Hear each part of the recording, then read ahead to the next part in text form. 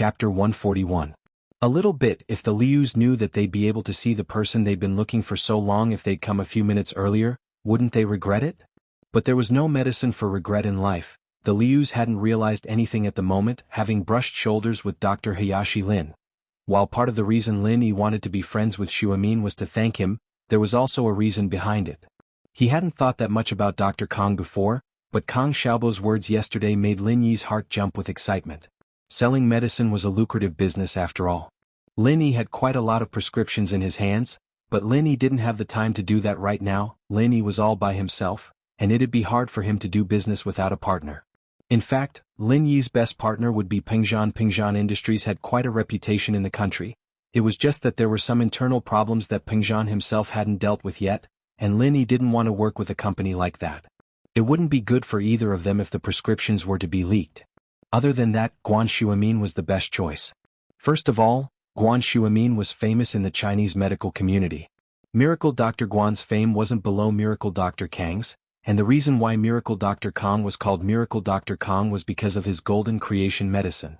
It could be said that one miracle medicine pushed him to the heights of a miracle doctor. Dr. Kong Industries, on the other hand, produced other medicines and medical equipment as well, but they weren't that outstanding. They could only be described as ordinary, and the formulas they used were all common Eastern medicine formulas. There was nothing special about them. Guan Xuemin, on the other hand, was a renowned Eastern medicine specialist in the world. If he were to use the name Miracle Dr. Guan, he'd probably be on par with Dr. Kong. But if he were to do it himself and use the name Miracle Dr. Lin, no one would acknowledge him. Many people might even be suspicious of him, wondering what Miracle Dr. Lin was. Could it be that he copied Dr. Kong? But when it came to Guan Xuemin, there would be no such doubts. Guan Xuemin was a miracle doctor, so it was understandable that he was called Miracle Dr. Guan. Therefore, Lin Yi had interacted with Guan Xuemin for the first time today and found that he was an honest and reliable person. If possible, Lin Yi planned to cooperate with him. He would first give him a few ordinary prescriptions and let him test the market and see the results. If a man wanted to rise up, he couldn't always rely on a woman, right? Pengzhan's commission was legitimate, but playing house with the miss all the time wasn't a good idea, was it? Of course, Lin Yi was still observing Guan Xuemin. From the looks of it, Guan Xuemin's character wasn't bad. He could tell that Guan Xuemin was someone who was obsessed with Eastern medicine, and wasn't interested in money or power. If Lin Yi gave him the prescriptions and went into hiding, it would be a good idea. But he didn't know how Guan Xuemin's children were, whether they were greedy people or not. If there was a problem with their character, then Lin Yi would have to give up on the idea of cooperating with Guan Xuemin. Tang Yun was depressed today, really depressed. She woke up in the morning and forgot about the important matter after Lin Yi messed with her. She still had to go to his class to get the prescriptions. Tang Yun didn't want to go, but her mother had already agreed to it. She left the classroom unwillingly after the first class ended and walked towards the classroom of 12th grade class 5. Mengyao and Yushu went out for some fresh air after class and saw Tang Yun. Mengyao knew who she was. She was the prettiest girl in Yushu and Mengyao, but she was more popular than them. She was known as the commoner prettiest girl. But Mengyao didn't mind. She didn't care if she was popular or not. She didn't like boys, so it was better if they didn't bother her. Tang Yun was quite surprised. She wasn't expecting to see the two prettiest girls in the school, Mengyao and Yushu. She didn't know many people in class 5, other than Lin Yi, but she'd heard of Pinliang's notoriety. She decided to ask Mengyao and Yushu for help. "Hello, can I trouble you with something?" Tang Yun may be on the same level as Mengyao, but that was just the public's opinion. In reality, Tang Yun still felt pressured in front of Mengyao. Mengyao was a princess-like existence and she was just a poor girl who looked slightly better. Oh, what is it? As for Tang Yun, Mengyao actually had a good impression of her. They were both beauties after all. Mengyao herself was already very beautiful, so she wouldn't do something crazy like being jealous of someone else's beauty. Tang Yun was a beautiful girl. Tang Yun let out a sigh of relief when Mengyao answered her politely. Mengyao wasn't as high and mighty as the rumors made her out to be. "Can you help me look for your classes, Lin Yi?" Tang Yun gritted her teeth and said Lin Yi's name. She was a girl, but she was going to another class to look for a boy. It was a little awkward. "Lin Yi?" Mengyao looked at the shy Tang Yun. She didn't know why, but she felt uncomfortable. What was her relationship with Lin Yi? How did Lin Yi hook up with the common school beauty, Tang Yun, after only coming to school for a few days? Ling Shan, the tall girl from the business district, wasn't that enough? Why did he add another Tang Yun? In fact, Meng Yao misunderstood. Tang Yun's shyness wasn't the kind of shyness she was imagining. It was more like anger. Tang Yun quickly nodded when she heard Meng Yao's question. I don't know him. Meng Yao didn't know what was wrong with her. She ignored Tang Yun after saying that, turning around and walking away. Tang Yun looked at Meng Yao, confused. What was going on? Wasn't she fine just now? Why was she angry all of a sudden? Yushu shrugged at Tang Yun and made a helpless expression. She quickly caught up to Meng Yao. Yao Yao, what's wrong? Are you jealous? Jealous? I'm not. Meng Yao curled her lips. Jealous? How could she be jealous? What a joke, ha. But she did feel bad. It was like someone else was coveting something that belonged to her. Hihi, Yao Yao, are you starting to like Shield bro? Yushu whispered. I'm not. Meng Yao said firmly. Just a little bit? Did you? Yushu continued. No Shu, why are you so nosy? Meng Yao panicked. I'm going to ignore you if you keep talking. Chapter 142. I came here for nothing again. Tang Yin stood in front of class 5, dumbfounded. She didn't know why Meng Yao's personality had changed so abruptly. Could it be that she'd been harassed by the villain before, and that was why she turned around and left the moment she heard his name? But the bad guy sure had some guts, even daring to take liberties with Meng Yao. She'd never heard of anyone harassing Meng Yao before. Half of the time had passed and class was about to start. Tang Yun had no choice but to go back to her classroom and prepare for the next class. The three school beauties standing together had already attracted a lot of attention, and Tang Yun didn't want to stand there and be suspected, so she quickly went back to her classroom. Meng Yao and Yushu went to the end of the corridor to enjoy the scenery before the bell rang. The two turned around and saw that Tang Yin wasn't there anymore. Yao Yao sis, Tang Yin left. Yushu said. I saw her. Shu, why do you think she's looking for Lin Yi? Meng Yao had been thinking about this while she was looking at the scenery. I'm guessing she's trying to borrow money. Yushu said casually. Borrow money? Meng Yao's eyes went wide. Tang Yin was trying to borrow money from Lin Yi? I'm just guessing.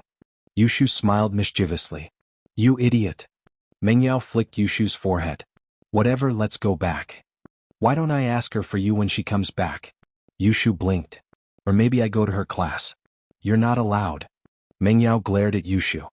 Shu, are you doing this on purpose? Hee. Yushu smiled without saying anything. After the second period ended, Tang Yun gathered her courage and walked to the classroom of 12th grade class 5. She didn't dare to ask anyone directly this time. What if everyone in the class hated Lin Xiao? Wouldn't it be a waste of time to ask? And so, Tang Yin stood in front of class 5's classroom and peeked inside. She realized that she'd attracted a lot of attention, and shyly shrunk her body back into the classroom. Tang Yin's appearance after the first period had already attracted a lot of attention. There were already 2 beauties in the class, but Tang Yin was a commoner beauty, and the boys paid more attention to her. After all, she was more approachable. At the time, everyone was guessing her intentions. After the second class, Tang Yun came again. It was strange. Yushu raised her head just in time to see Tang Yun retracting her body. She found it strange. Was she here for Lin Yi again? Yushu glanced at Meng Yao, who was engrossed in her book, before tiptoeing out of the classroom. Yushu walked up to Tang Yun and waved her hand in front of Tang Yun's eyes when she saw Tang Yun lowering her head in fear. Ah! Tang Yun jumped and looked up to see Yushu. What are you doing? Tang Yun, right? I'm Yushu. Yushu introduced herself even though Tang Yun already knew her name. You're here for Lin Yi again, right? Tang Yin didn't know why Yushu was asking this, and she didn't know if she hated Lin Yi or not, but she nodded anyway. Yeah. Oh, Lin Yi isn't here. He didn't come this morning, Yushu said. What do you want? I'll pass on the message. I'm the study commissary and helping my classmates is my duty and responsibility. He didn't come? Tang Yun looked at Yushu, surprised. Was Yushu lying to her? She'd even taken the same bus to school with him this morning, and he'd even taken advantage of her the whole way. Was it all just her imagination? He didn't come. Yushu nodded. You can take a look if you don't believe me. He's sitting at the last seat in the second group. There's no one there right now. Oh. Tang Yun didn't think that Yushu was lying to her, especially since she said that she was the study commissary. She wouldn't lie, would she? Tang Yun was also the study commissary of class 9, and she got closer to Yushu. Is that so? What do you want then? Yushu, on the other hand, didn't really care if Lin Yi came or not. She wasn't helping a classmate out of kindness, but she was curious as to why Tang Yin was looking for Lin Yi. I. Nothing. I'll wait for him to come back then. Tang Yun hesitated.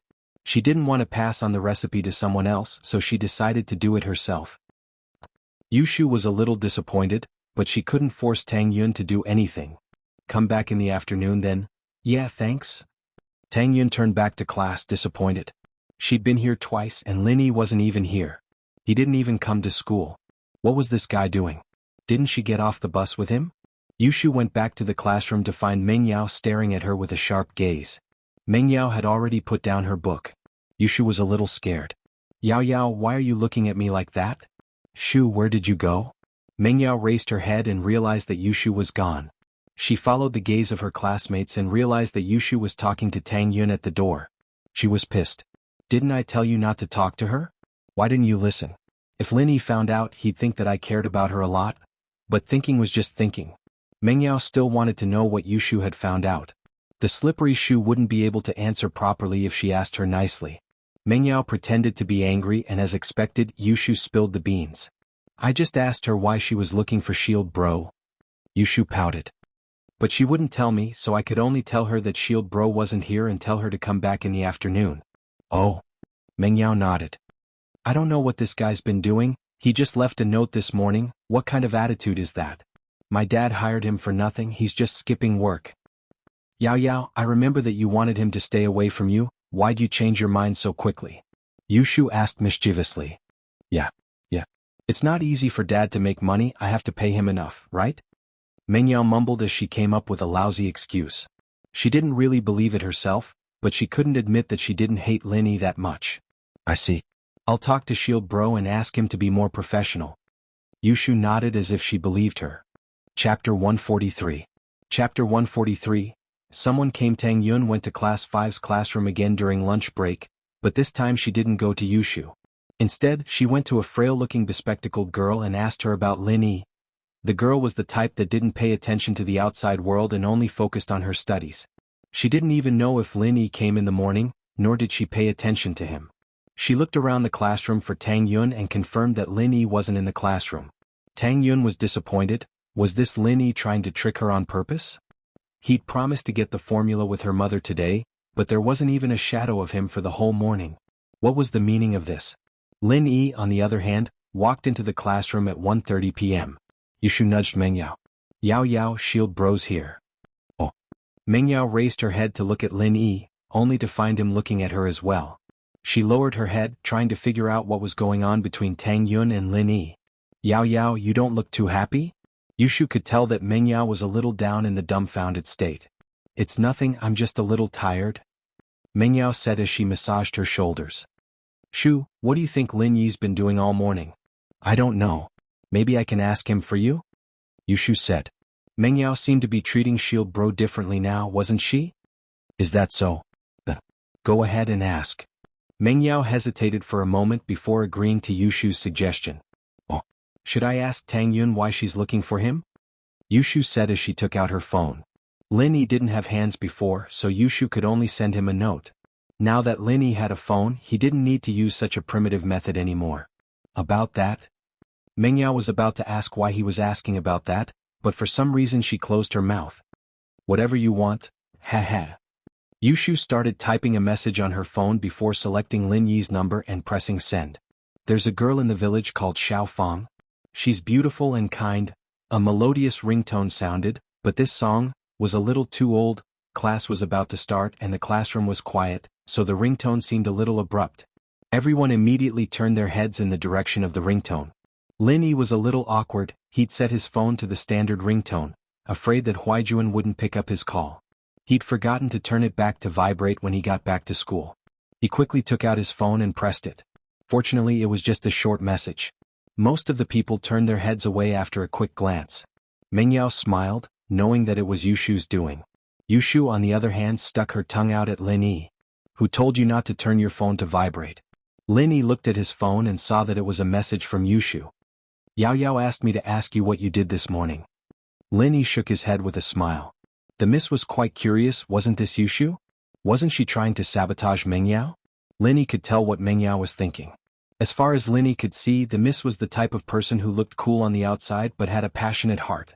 She looked like he owed her a few million, but at least she cared about him sometimes. This employer wasn't too bad. Mengyao must have wanted to ask him what he'd been up to in the morning, but was too embarrassed to ask Yushu, so she let Yushu do the asking. But then Yushu saw right through Mengyao. Lin Yi typed a message in a playful mood. I went to the police station this morning, it's about Xiaohei. But the message wasn't to Yushu but to Mengyao. Yushu sent the message and Lin Yi received it. Mengyao stared at Yushu's phone, her eyes glued to it. Yushu's phone didn't ring at all, but her own phone vibrated. Mengyao took out her phone curiously and saw that it was a message. She thought that it was some kind of spam, a scammer, but her face darkened the moment she opened it. It was from Lin Yi. Moreover, he was actually telling her about his whereabouts. Was Lin Yi that obedient to report his whereabouts to her? Mengyao of course didn't believe that Lin Yi was that kind of person, so there could only be one conclusion. Yushu had done something to her message. Otherwise, why would Lin Yi reply to her instead of Yushu? Mengyao put the phone in front of Yushu. What's going on? I don't know. Yushu blinked innocently, looking like a little girl who didn't know anything. Let me see your phone. Mengyao didn't ask Yushu anymore. She'd played with Yushu since they were kids, and she knew what kind of person Yushu was. My phone. What's there to see? Yushu pretended like she didn't understand. Didn't we buy it together? Did you forget? The two of us went shopping once and there was an activity in a mobile business hall.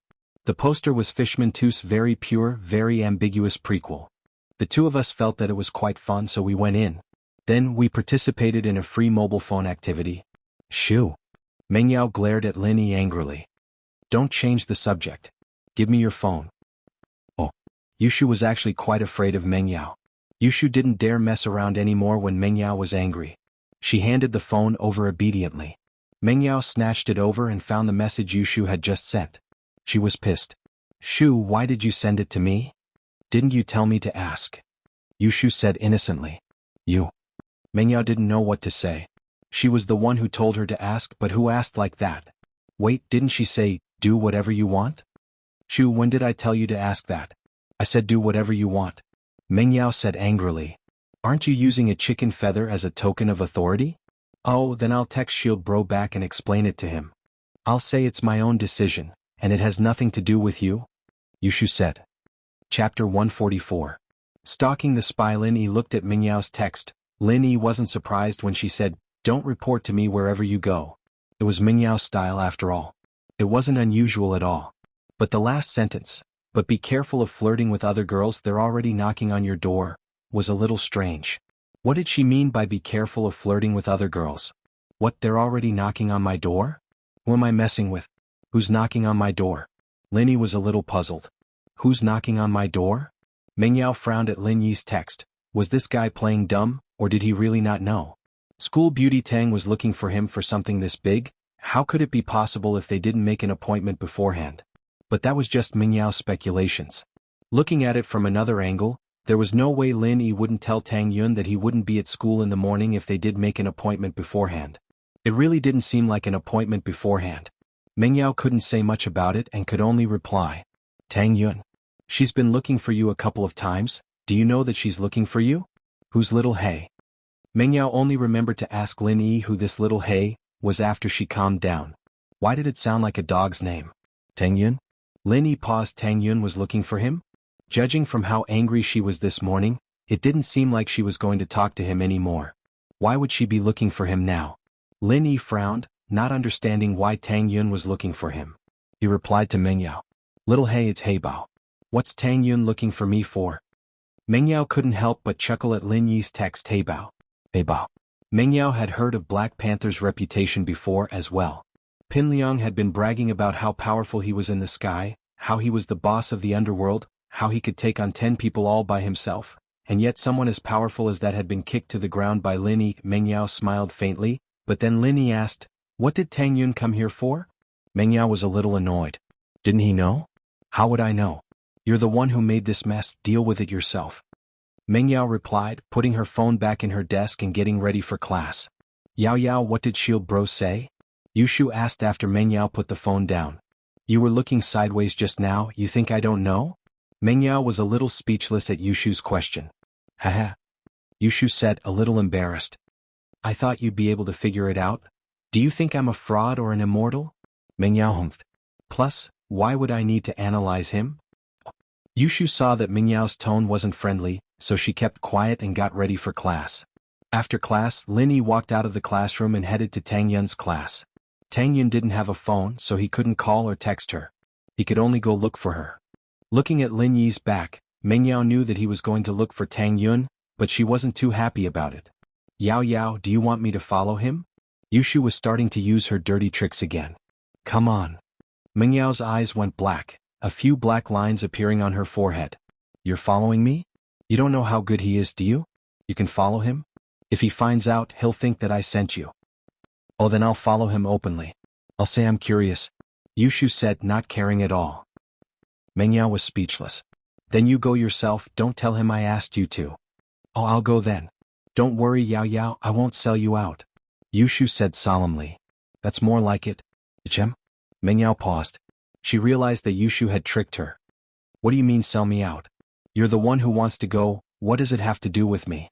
You stupid girl. With that, Mingyao grabbed Yushu, wanting to teach her a lesson. Yushu giggled and ran away quickly. Mingyao didn't manage to hit her. Lin Yi didn't even take 2 steps before he felt that someone was following him. It was a mysterious feeling. Could be called an aura or a sixth sense. The so-called sixth sense was a very wonderful feeling. When someone looked at you from behind, although there were no eyes behind you, if this person's eyes were not friendly, you would uncontrollably feel a chill, which could also be called the so-called murderous aura. Even if there wasn't any killing intent, being stared at would make you feel uncomfortable or uneasy. It was also a type of aura sensing.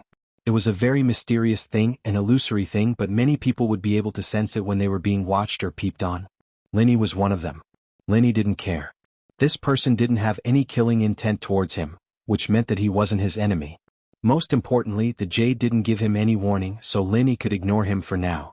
He arrived at the door of Class 9, and with the reflection of the glass on the open door, Lin Yi saw who it was. It was Yushu. Lin Yi smiled faintly. What a curious baby, but let her be. He took 2 more steps and arrived near Tang Yun's seat. He knocked on the window facing the corridor. The window was closed and the curtains were drawn. He couldn't see if Tang Yun was there or not. Lin Yi was just testing. But he came here right after class, so Tang Yun shouldn't have left the classroom. Tang Yun heard someone knocking on the window next to her and opened the curtains. She looked outside and saw that it was Lin Yi. She panicked and subconsciously closed the curtains. But after closing the curtains, Tang Yun remembered that Lin Yi might have heard from his classmates that she went to look for him in the morning. She quickly opened the curtains and the window.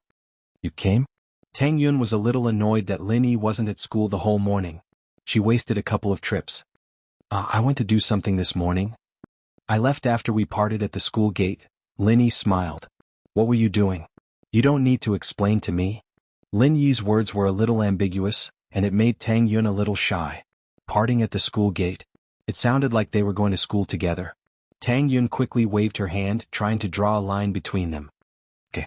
I heard that you came to look for me this morning? What's up? Lin Yi didn't linger on this topic and asked about business. Chapter 145. Chapter 145. Best friend, what did you say to my mom yesterday? Tang Yun glared at Lin Yi. Yesterday, with your mom? Lin Yi blinked as he remembered the barbecue recipe. He'd been busy talking about Eastern medicine the whole morning, and had completely forgotten about it. Tang Yun's words reminded him of the promise he'd made yesterday, and he couldn't help but blush. No wonder Tang Yun had been looking for him, it was about the barbecue recipe. Lin Yi quickly replied, embarrassed. It's about the recipe, right? Tang Yun glared at Lin Yi. You already know the answer. I'm sorry, too many things happened this morning, I really forgot about it. Lin Yi smiled guiltily. How about this, I'll come next class and give you the recipe. Tang Yun didn't say anything else after hearing what he said. She nodded and closed the window, putting the curtains down. Lin Yi waited until she was done before turning around abruptly. How close are you going to get? Do you need a hearing aid? Ugh. Yushu jumped at the sudden turn. He was talking about hearing aids, naturally referring to her eavesdropping just now. But Yushu wasn't a normal person after all.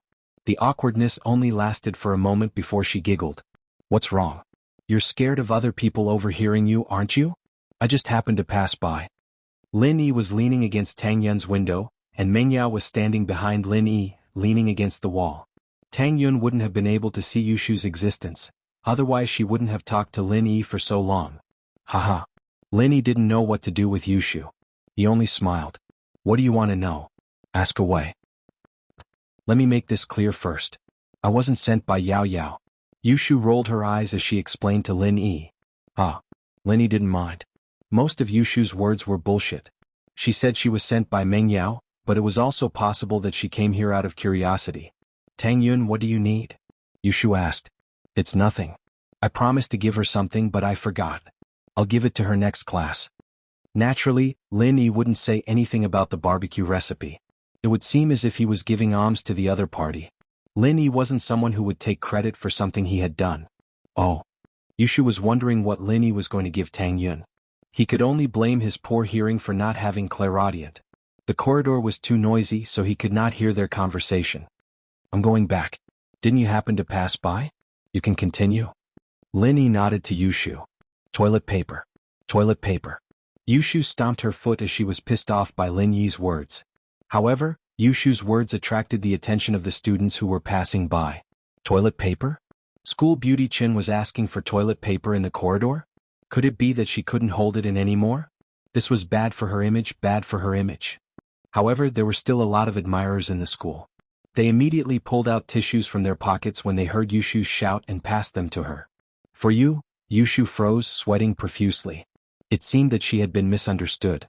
She felt extremely embarrassed as her face turned red. She looked at Lin Yi's back as he left, thinking to herself, I'll make fun of you when we get home. It was a good thing that Yushu's reflexes were super quick. She'd been with Meng Yao for a long time now, and her bullshit skills had reached perfection. I'm talking about my finger. My finger just popped. It hurts, understand? With that, Yushu raised her pinky finger and waved it in the air. Oh. The wolves were very disappointed. It seemed that they had misunderstood. Yushu had said finger, not toilet paper. The boys who had wanted to touch Yushu's hand when they passed the toilet paper, put it away helplessly. Yushu patted her chest as she went back to the classroom. She'd almost lost all her face. Thank goodness she'd reacted fast enough, or her image would have been ruined. Shu, what are you doing? Why are you panting and looking so pale? Meng Yao looked at Yushu puzzled. Did someone see you? Oh, it's nothing. Yushu thought that she couldn't tell Meng Yao about the embarrassing incident. It was way too shameful. She'd never been this embarrassed in her life before. Did you follow him successfully? Meng Yao asked curiously. Yes, I did. Yushu nodded. I think he wanted to give something to Tang Yun, and Tang Yun asked him for it. He said he'd give it to her next class. What is it? Meng Yao asked. He didn't give it to me yet, how would I know? Yushu shook her head. Then you can follow him next class. Meng Yao said. I'm going again? Yushu was curious, but she'd already been discovered by Lin Yi and she'd lost all her face. She didn't want to go again. Yeah, didn't you want to follow him? Meng Yao asked curiously as she looked at Yushu's hesitation. I was almost discovered, you should go next time? Yushu stuttered. You didn't get discovered, did you? Meng Yao knew Yushu very well. She could guess it from her expression. Yeah. Yushu nodded, admitting it. You. Meng Yao shook her head. I told you with his skills there's no way he wouldn't notice. Now he's going to think that I sent you again. I can't. Yushu shook her head. After I got caught, I made it clear that it wasn't Yao Yao who sent me. Meng Yao wanted to beat this dumb girl to death. But then again Lin Yi might not believe Yushu's words. Yao Yao, are you relieved now? Happy now? I didn't sell you out. Yushu said proudly. Hashtag when you're sad she can make you happy. When you're happy she can make you sad. When you're happy she can make you angry. When you're angry she can make you angrier. When you're angry she can make you happy. Lin Yi went back to the classroom and started writing down the recipe on a piece of draft paper. The New Orleans honey and black pepper seasonings didn't require any special techniques, and Lin Yi always made them himself at home. Lin Yi got back to the classroom and started writing down the recipe on a piece of paper. There weren't any special techniques involved in making the New Orleans barbecue sauce, honey sauce, and black pepper sauce. Lin Yi always made them himself at home. Chapter 146. Love Letter. After class, Lin Yi rushed to class 9 and knocked on the window next to Tang Yun's seat. But Tang Yun didn't open the curtains. Lin Yi was puzzled. She couldn't have left the classroom already, could she? He'd rushed here as fast as he could, and didn't they have an appointment during the last class? He'd come here to give her the formula. With that in mind, he knocked on the window once more. Did she not hear him? This time there was a response from the classroom. Tang Yun lifted the curtains but didn't open the window. Tang Yun's face was a little red as she put her hand on her mouth and made a shushing gesture. She waved her hand again. What was that supposed to mean? Linny was puzzled. Why didn't you say something? I can read your lips and know what you're trying to say. Who would understand what you're saying when you're waving your hand and shushing? But at that moment, the door to Class 9 opened and a middle-aged woman walked out. She looked at Linny, who was knocking on the window. Who's knocking on the window? Which class are you from? Linny froze. Why was there a teacher? Was the class delayed? Linny sweated at the possibility. He'd interrupted the teacher's lesson with his random knocking on the door. Wouldn't she come out and get mad at him? Ugh, I'm sorry, I thought the class was over. Linny said, scratching his head. You. The homeroom teacher of Class 9, Miss Song, froze when she saw Linny. She remembered what happened a few days ago during the class break. Apparently, Linny was named as one of the Big Four bullies and nothing happened to him. His family background must be pretty strong. Miss Song frowned. She didn't want to argue with a student like this. It was pointless and he might not listen to her anyway. She decided not to say anything and asked directly, Why are you knocking on the window? I'm looking for Tang Yun. Linny smiled bitterly. Tang Yun? Miss Song frowned. She didn't know what Linny wanted with the top student in her class. She was about to reject him when she remembered what the dean said this morning. She told her to give Tang Yun more freedom. With that thought, Miss Song didn't reject him directly. She wanted to ask for Tang Yun's opinion. Normally, she would have chased Linny away. You call. My name is Linny, Linny said. Then wait for a while. After Miss Song finished, she turned around and walked into the classroom. Tang Yun, there's a student looking for you outside. His name is Linny. Do you want to meet him? Tang Yun was going crazy with anger. Why did you have to do it in front of the teacher? Of all the other times you could have come looking for me. He even knocked on the window. Aren't you trying to embarrass me? Even if you take the bus again tomorrow morning and I get harassed by you again, it's still better if you give it to me then.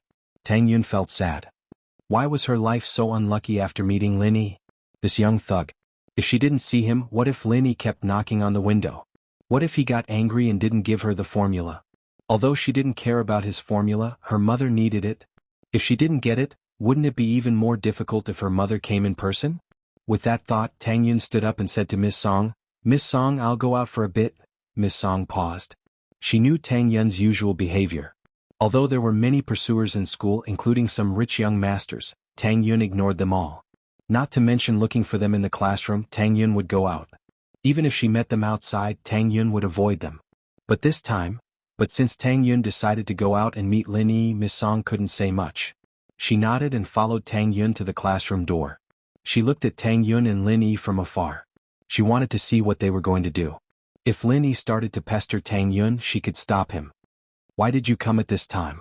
Tang Yun pouted and looked at Linny unhappily. Our homeroom teacher's class hasn't ended yet. Didn't you see the hand signal I gave you? You shushed me and waved your hand. Who knows what you're going to do? Linny shrugged innocently. Didn't we make a deal? I'll give you the recipe during the break. Sigh. Tang Yun sighed helplessly. Then hurry up and give it to me. Here. Linny took out the written formula and handed it to Tang Yun. Tang Yun took it and put it in her pocket. She didn't open it. I'm going back. Don't knock on the door next time. Next time? Linny paused. Only then did Tang Yun realize her mistake. Didn't she mean that Linny would come and harass her again? She quickly changed her words. There won't be a next time. With that, she was afraid that Linny would be angry. She didn't dare to look at him and turned around to run back to the classroom. She almost bumped into Miss Song. I'm sorry, Miss Song. Tang Yun blushed. Go back. Be careful next time. Miss Song frowned. She didn't care about Tang Yun almost bumping into her. What she cared about was what Linny gave Tang Yun. It looked like a folded piece of paper. And Tang Yun ran back with a red face as soon as she got it. Mr. Song took it for granted that Tang Yun's blushing face when she almost bumped into him as a shy blush. Could it be a love letter? Miss Song shook her head at the thought of this possibility. Was Tang Yun a fool? She never accepted love letters from boys before. What was wrong with her this time? Not only did she make an exception to see Linny, but she also accepted his love letter. She even had a shy expression on her face. Could it be that there was something going on between them? Miss Song wasn't the only one who saw this scene. There were many other people, such as Tang Yun's classmates. There was more than one window in the hallway. A few people could open the curtains and see what was happening outside. Although they couldn't hear what they were talking about, they could think of a lot of things just by looking at the ambiguous expressions, the ambiguous movements, and Tang Yun's annoyed expression. Especially at the end, when Linny took out a folded piece of paper and gave it to Tang Yun. Tang Yun put it in her pocket shyly and ran back with a red face. This scene was too awesome. Chapter 147. Chapter 147. News travels fast. Did you guys know? Lin Yi, one of the new Big Four, went to Tang Yun's class and gave her a note. I wonder what it was. Did you guys know?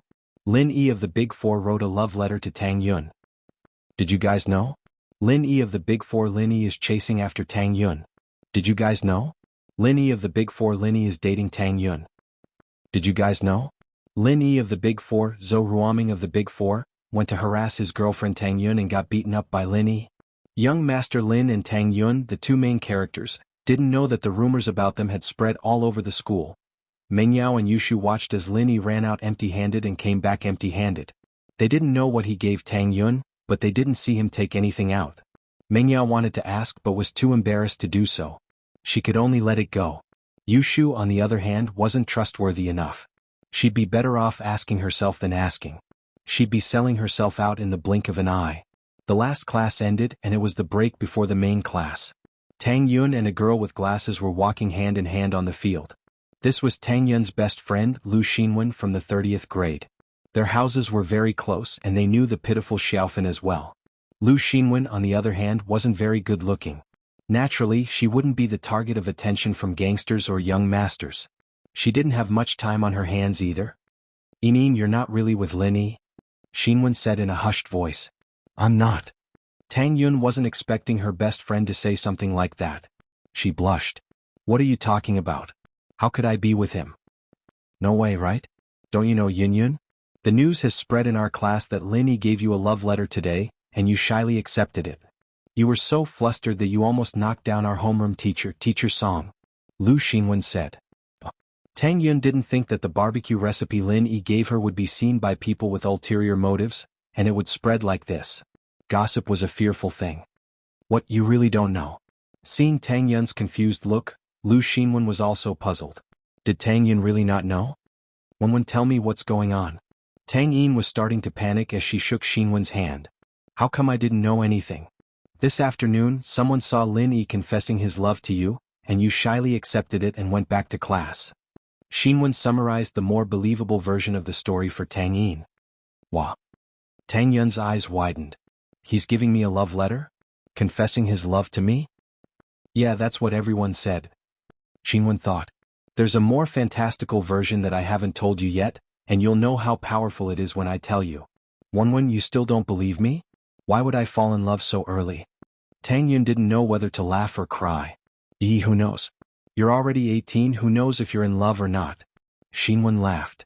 Plus, you're about to graduate from high school and you're about to go to university. You might not be able to hold it in anymore, right? I'll hammer you to death. Tang Yun blushed at Xinwen's shyness. She raised her hand and punched Xinwen, but Xinwen laughed and dodged it. Yin, tell me the truth. Do you like Lin Yi or not? Xinwen finished laughing and put on a serious expression. Since when did I like him? Isn't it because he's pestering me? Tang Yun pursed her lips. You're telling the truth? Xinwen said. Yin, I'm telling you, you have to be careful. Don't get tricked by others. Xiaofan is a lesson for you. Although you're pretty, you don't have any other assets. Don't fall for it or you'll regret it later. When you still don't believe me? It's all because of that bastard Lin Yi pestering me. How could I accept his confession? Tang Yun said. Who told you that? Oh, that's good. Xinwen nodded. I heard it from someone. It's hard to say. Everyone says that, but I don't know who started it. Anyway, it's getting more and more ridiculous. Everyone says that you and Lin Yi are together. Ah. Tang Yun smiled bitterly and stomped her feet. She was a bit annoyed. What should I do? Wenwen, what do you think I should do? Why don't I go talk to him? How can he do this? You might be afraid of him, but I'm not. Xinwen was famous for her toughness. Her mother was also a fierce woman. Xinwen had inherited her mother's good traditions since young. She followed her mother to the market to sell vegetables when she was 12, and she could scare away the gangsters who were collecting protection fees with a kitchen knife. Forget it. You don't know, but he's really strong. He beat up Zhong Pingliang and Zhou Ruoming, and they didn't even dare say anything. Don't go. Tang Yun didn't want anything to happen to Xinwen. This wasn't something that could be solved with just toughness. Man. Xinwen had heard of Lin Yi's exploits before, but it wasn't just a matter of his background anymore. He was practically unbridled, beating up 2 of the big 4 just a few days after transferring, and getting away scot-free. Xinwen knew that she was no match for him. She wouldn't be able to do anything good if she went. She said angrily. I think it's most likely Lin Yi. Tang Yun paused. She looked at Xinwen, confused. You still don't understand? If he fails to pursue you, he will take the opportunity to hype up your relationship. By then, everyone will know that you are his girlfriend, and you can only accept your fate. Lu Xinwen speculated maliciously. No way. He's not that kind of person, is he? Tang Yun frowned. From the impression that Lin Yi left on her these days, Lin Yi might be despicable, but he wasn't the kind of person who would spread rumors behind someone's back. From her point of view, Lin Yi purposely pretended to be a polite gentleman. Even if she saw through him, he wouldn't use such a despicable method. It would only make her hate him more. Why not? I say, Yun, why are you on his side? You think he's not that kind of person? What, are you really a little tempted? Xinwen could tell that there was something wrong with Tang Yun's words. She seemed to be protecting Lin Yi. Chapter 148. 80% Yin. Did Lin Yi look for you before? Did he give you a love letter? Xinwen suddenly thought of something very important. Although this could be Lin Yi's rumor, there's no smoke without fire. If there's no smoke without fire, who'd believe it if there wasn't any evidence to back it up? Nope, he just gave me a recipe for barbecue. Tang Yun explained as she took out the recipe Lin Yi gave her. Here, take a look. That's it? Xinwen took the paper from Tang Yun's hands and looked at it. Why did he give you this? Isn't it because of my mom? I don't know why my mom got tricked by him, but he said that he had a recipe for barbecue, and that my family's business would be better if we improved it. Tang Yun explained. Then my mom believed him and told me to get the recipe from Lin Yi? You can do that. Xinwen's eyes wide. This didn't seem like the way a young master would pick up a girl, did it? Those rich kids wouldn't have the time to do something like that. Lin Yi's method was quite novel and unique, starting with Tang Yun's mother. It didn't seem like something a student their age would do, did it? Yeah, I had no choice but to take it. Tang Yun said helplessly. Me and Lin Yi are like this. He pursues me but I won't say yes. Who knows if he's just messing around or not. Yun, it sounds like you're really interested in him. After hearing Tang Yun's words, Lu Xinwen stared at Tang Yun's pretty face as if she was trying to read something from it. If he's not playing around and is serious, then will you say yes to him? What are you talking about? Tang Yun blushed as she realized her mistake. I'm saying that people like him won't be sincere. Why would I fall for him? All right. It doesn't matter if you fall for him or not, just don't say yes. Xinwen said. You've always been the best out of the 3 of us. You're good at your studies and you're pretty too. You can't fall for him. Xiaofan and I will be relying on you from now on. Okay. Tang Yi nodded, but in her heart, she was wondering how the news about her and Lin Yi had gotten out. Could it be that the big villain Lin Yi really spread it? If that was the case, then she should talk to him about it. He didn't care, so why should she? However, Tang Yun was only thinking about it. Asking her to reason with the villain was like sending a lamb into a tiger's mouth. He passed the recipe to Tang Yun, and the afternoon went by peacefully. He and Xiaobo were walking in the hallway of the school building after school when people started pointing at them from behind. He didn't pay much attention to it at first, but it felt like he was being watched everywhere he went. There wasn't this much attention when he beat up Heibao, was there? Boss, what are they looking at? Kang Xiaobo was confused as well. I don't know, why don't you go ask? Lin Yi was confused as well. You come here. Kang Xiaobo had been following Lin Yi for the past 2 days, and his confidence grew. Although he wasn't one of the big 4, he was at least the follower of one of them. His status naturally rose. He even dared to scold Zhou Ruoming, not to mention a student pointing at him. The boy who was pointed at by Kang Xiaobo was talking happily with a few students next to him. When he was called by Kang Xiaobo, he was dumbfounded. Although he didn't know who Kang Xiaobo was, he must be a ruthless person to be able to follow by Lin Yi's side. His face turned pale and he knew that he had caused trouble. His mouth, he shouldn't speak carelessly. Bro, you called me? The boy looked at Kang Xiaobo timidly and asked carefully.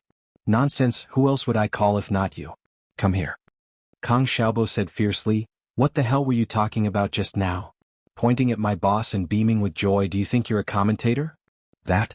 Bro, what's wrong with me? The boy walked over carefully. I'm asking you, what are you talking about? Do you not understand me? Kang Xiaobo was a little annoyed. This boy's saliva was flying everywhere just now. Why did he wither in such a short time? I didn't say anything. The boy was scared and quickly shook his head. Do you want to be beaten up? Kang Xiaobo glared at him. I'm telling you, it's very impolite to talk about others behind their backs. If you tell the truth now, I will let you go. Otherwise, I will ask the people behind you and see what you just said. I have to say that Kang Xiaobo's words were still very deterrent. The boy was dumbfounded when he heard it.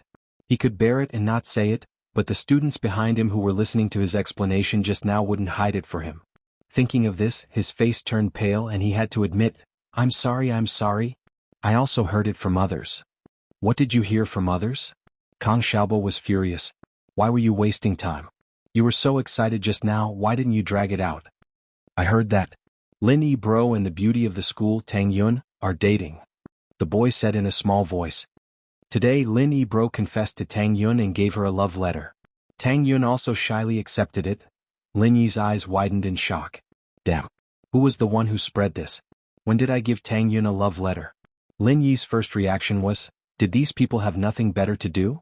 He only gave Tang Yun a barbecue recipe, but it turned into a love letter. He had to admire these people's imagination. Lin Yi didn't care much about it, but Tang Yun? Fuck, who was this immoral? This way Tang Yun would definitely avoid him next time. His plan to flirt with a girl was completely ruined. He didn't know how Miss would react when she found out. Fuck, why was she so unlucky today? Lin Yi bro and this bro. You see, I only heard it from others.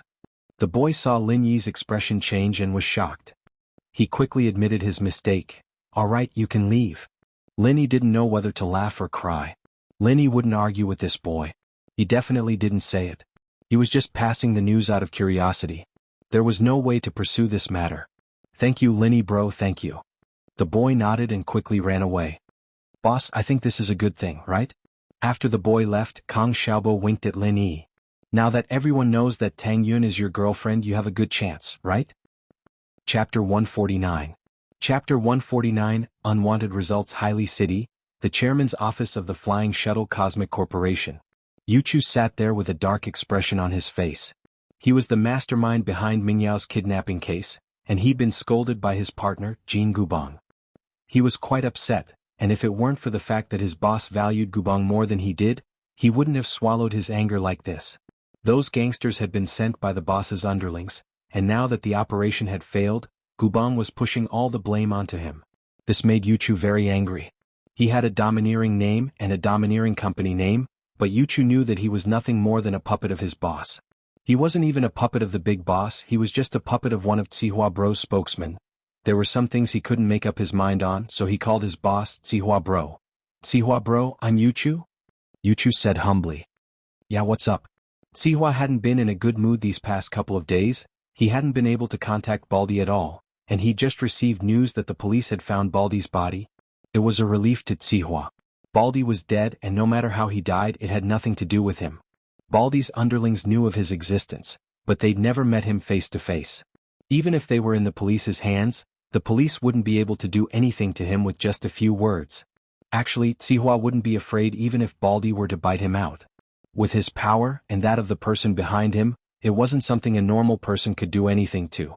Tsihua was troubled by the fact that he'd messed things up this time, and how hard it would be to explain things to the person behind him.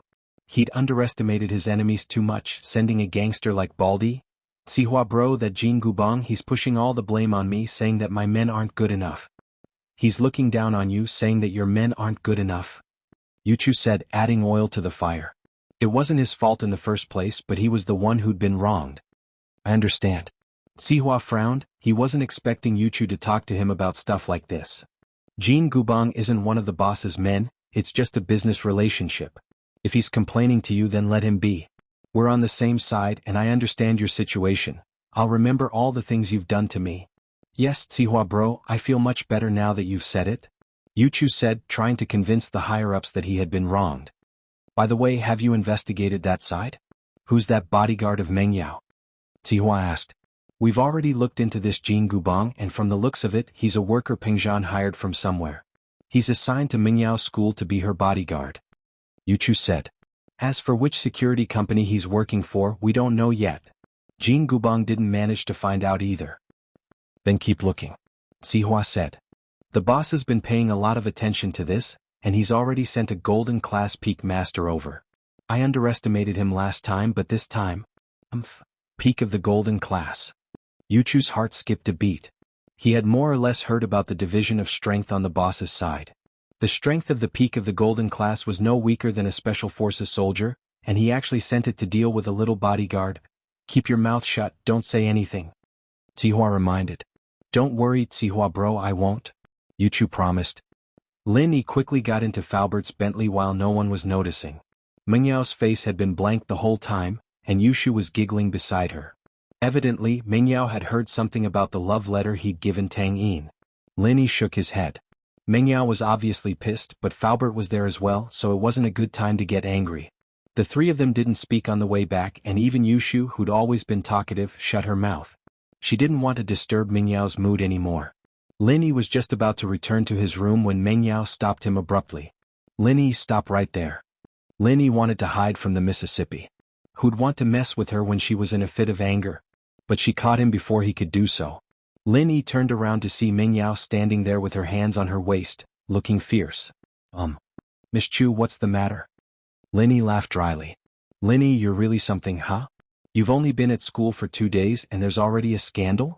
Is my dad paying you for you to fool around in school? Mengyao was really pissed. This Lin Yi was too much, wasn't he? Miss Chu, when your dad gave me my salary, he made it very clear that I'm supposed to take care of your studies and your life. Other things aren't part of my job scope, am I right? Lin Yi felt like he'd been too soft all this while. Men needed to be hard in many situations to let the miss know how powerful they were. Mengyao was speechless from Lin Yi's retort. Indeed, Lin Yi was just an employee hired by her father. She didn't have the right to interfere with his private life, did she? He was looking for a girlfriend, so why was she getting so worked up? But Mengyao didn't feel good about it. What? Even if you want a scandal, it should be between me and Shu, right? Why didn't you choose your own family, and instead go flirt with other girls? What's the meaning of this? Ignoring my and Shu's charms? Right, she must be angry because Lin Yi ignored her and Shu. Mengyao blamed her anger on Lin Yi ignoring her attractiveness. After all, what kind of woman would tolerate a man ignoring them? This kind of humiliation was worse than death. But Mengyao couldn't say it. What could she say? Could she tell Lin Yi that he was blind? There were 2 pretty girls in the house and he went out to flirt? You. Just behave yourself. Don't tarnish my and Shu's reputation. We don't want people to think that our follower is that kind of person. Mengyao said angrily.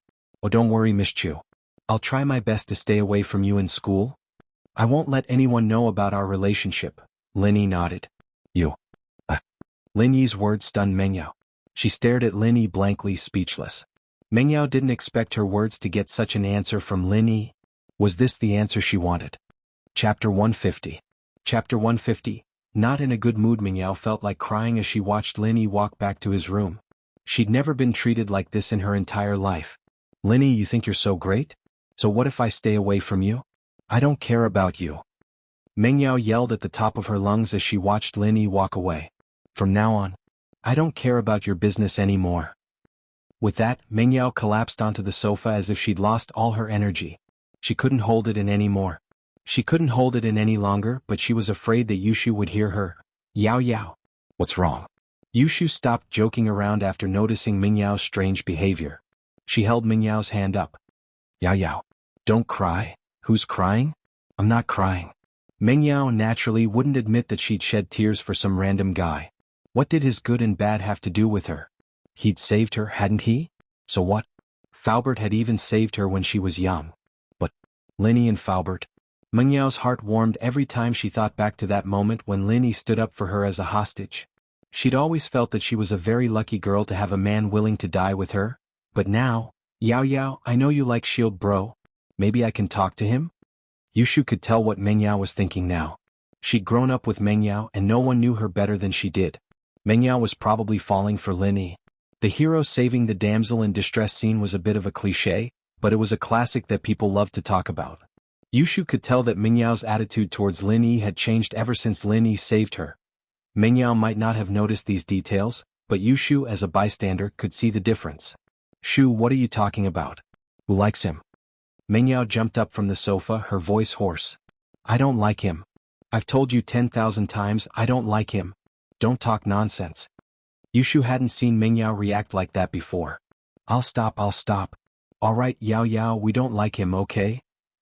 Meng Yao hugged Yushu, feeling a bit wronged. Shu, you're the best, always by my side. Yeah, I'll always be with you.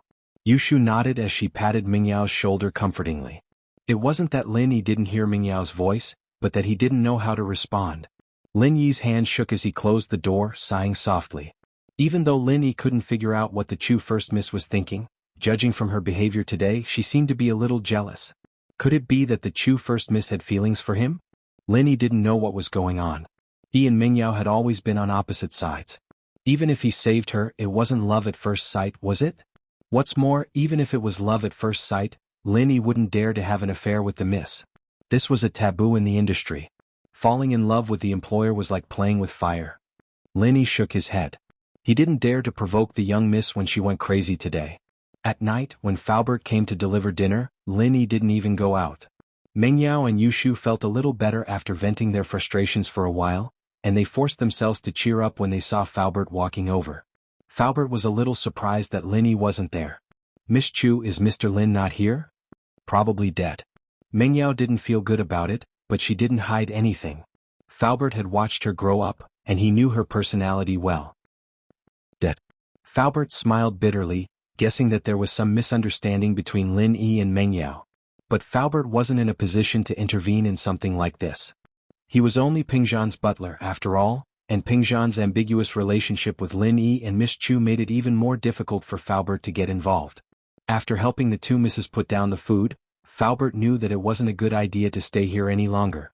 He left the villa first. After Faubert left, only Meng Yao and Yushu were left in the villa. There were originally 2 of them, but with Lin Yi's arrival, it became 3. Before she knew it, Meng Yao had gotten used to Lin Yi coming out to help Li Fu with the food. The 3 of them would put the food on the table, and Lin Yi would go back to his room to wait for her and Shu to finish eating. Meng Yao wanted to ask Lin Yi to eat with her, but she couldn't bring herself to do so because of her pride. Who would have thought that their relationship wouldn't just not get better, it would get even worse because of what happened today. Meng Yao didn't have the slightest appetite as she looked at her favorite dishes on the table. She only took 2 bites before putting down her chopsticks. Yao, what's wrong? Yushu looked at the tired Meng Yao. Maybe I'll ask Shield Bro to come out and we can eat together? Nope, I don't have an appetite. Meng Yao shook her head. What for? Just pretend that he doesn't exist in the house.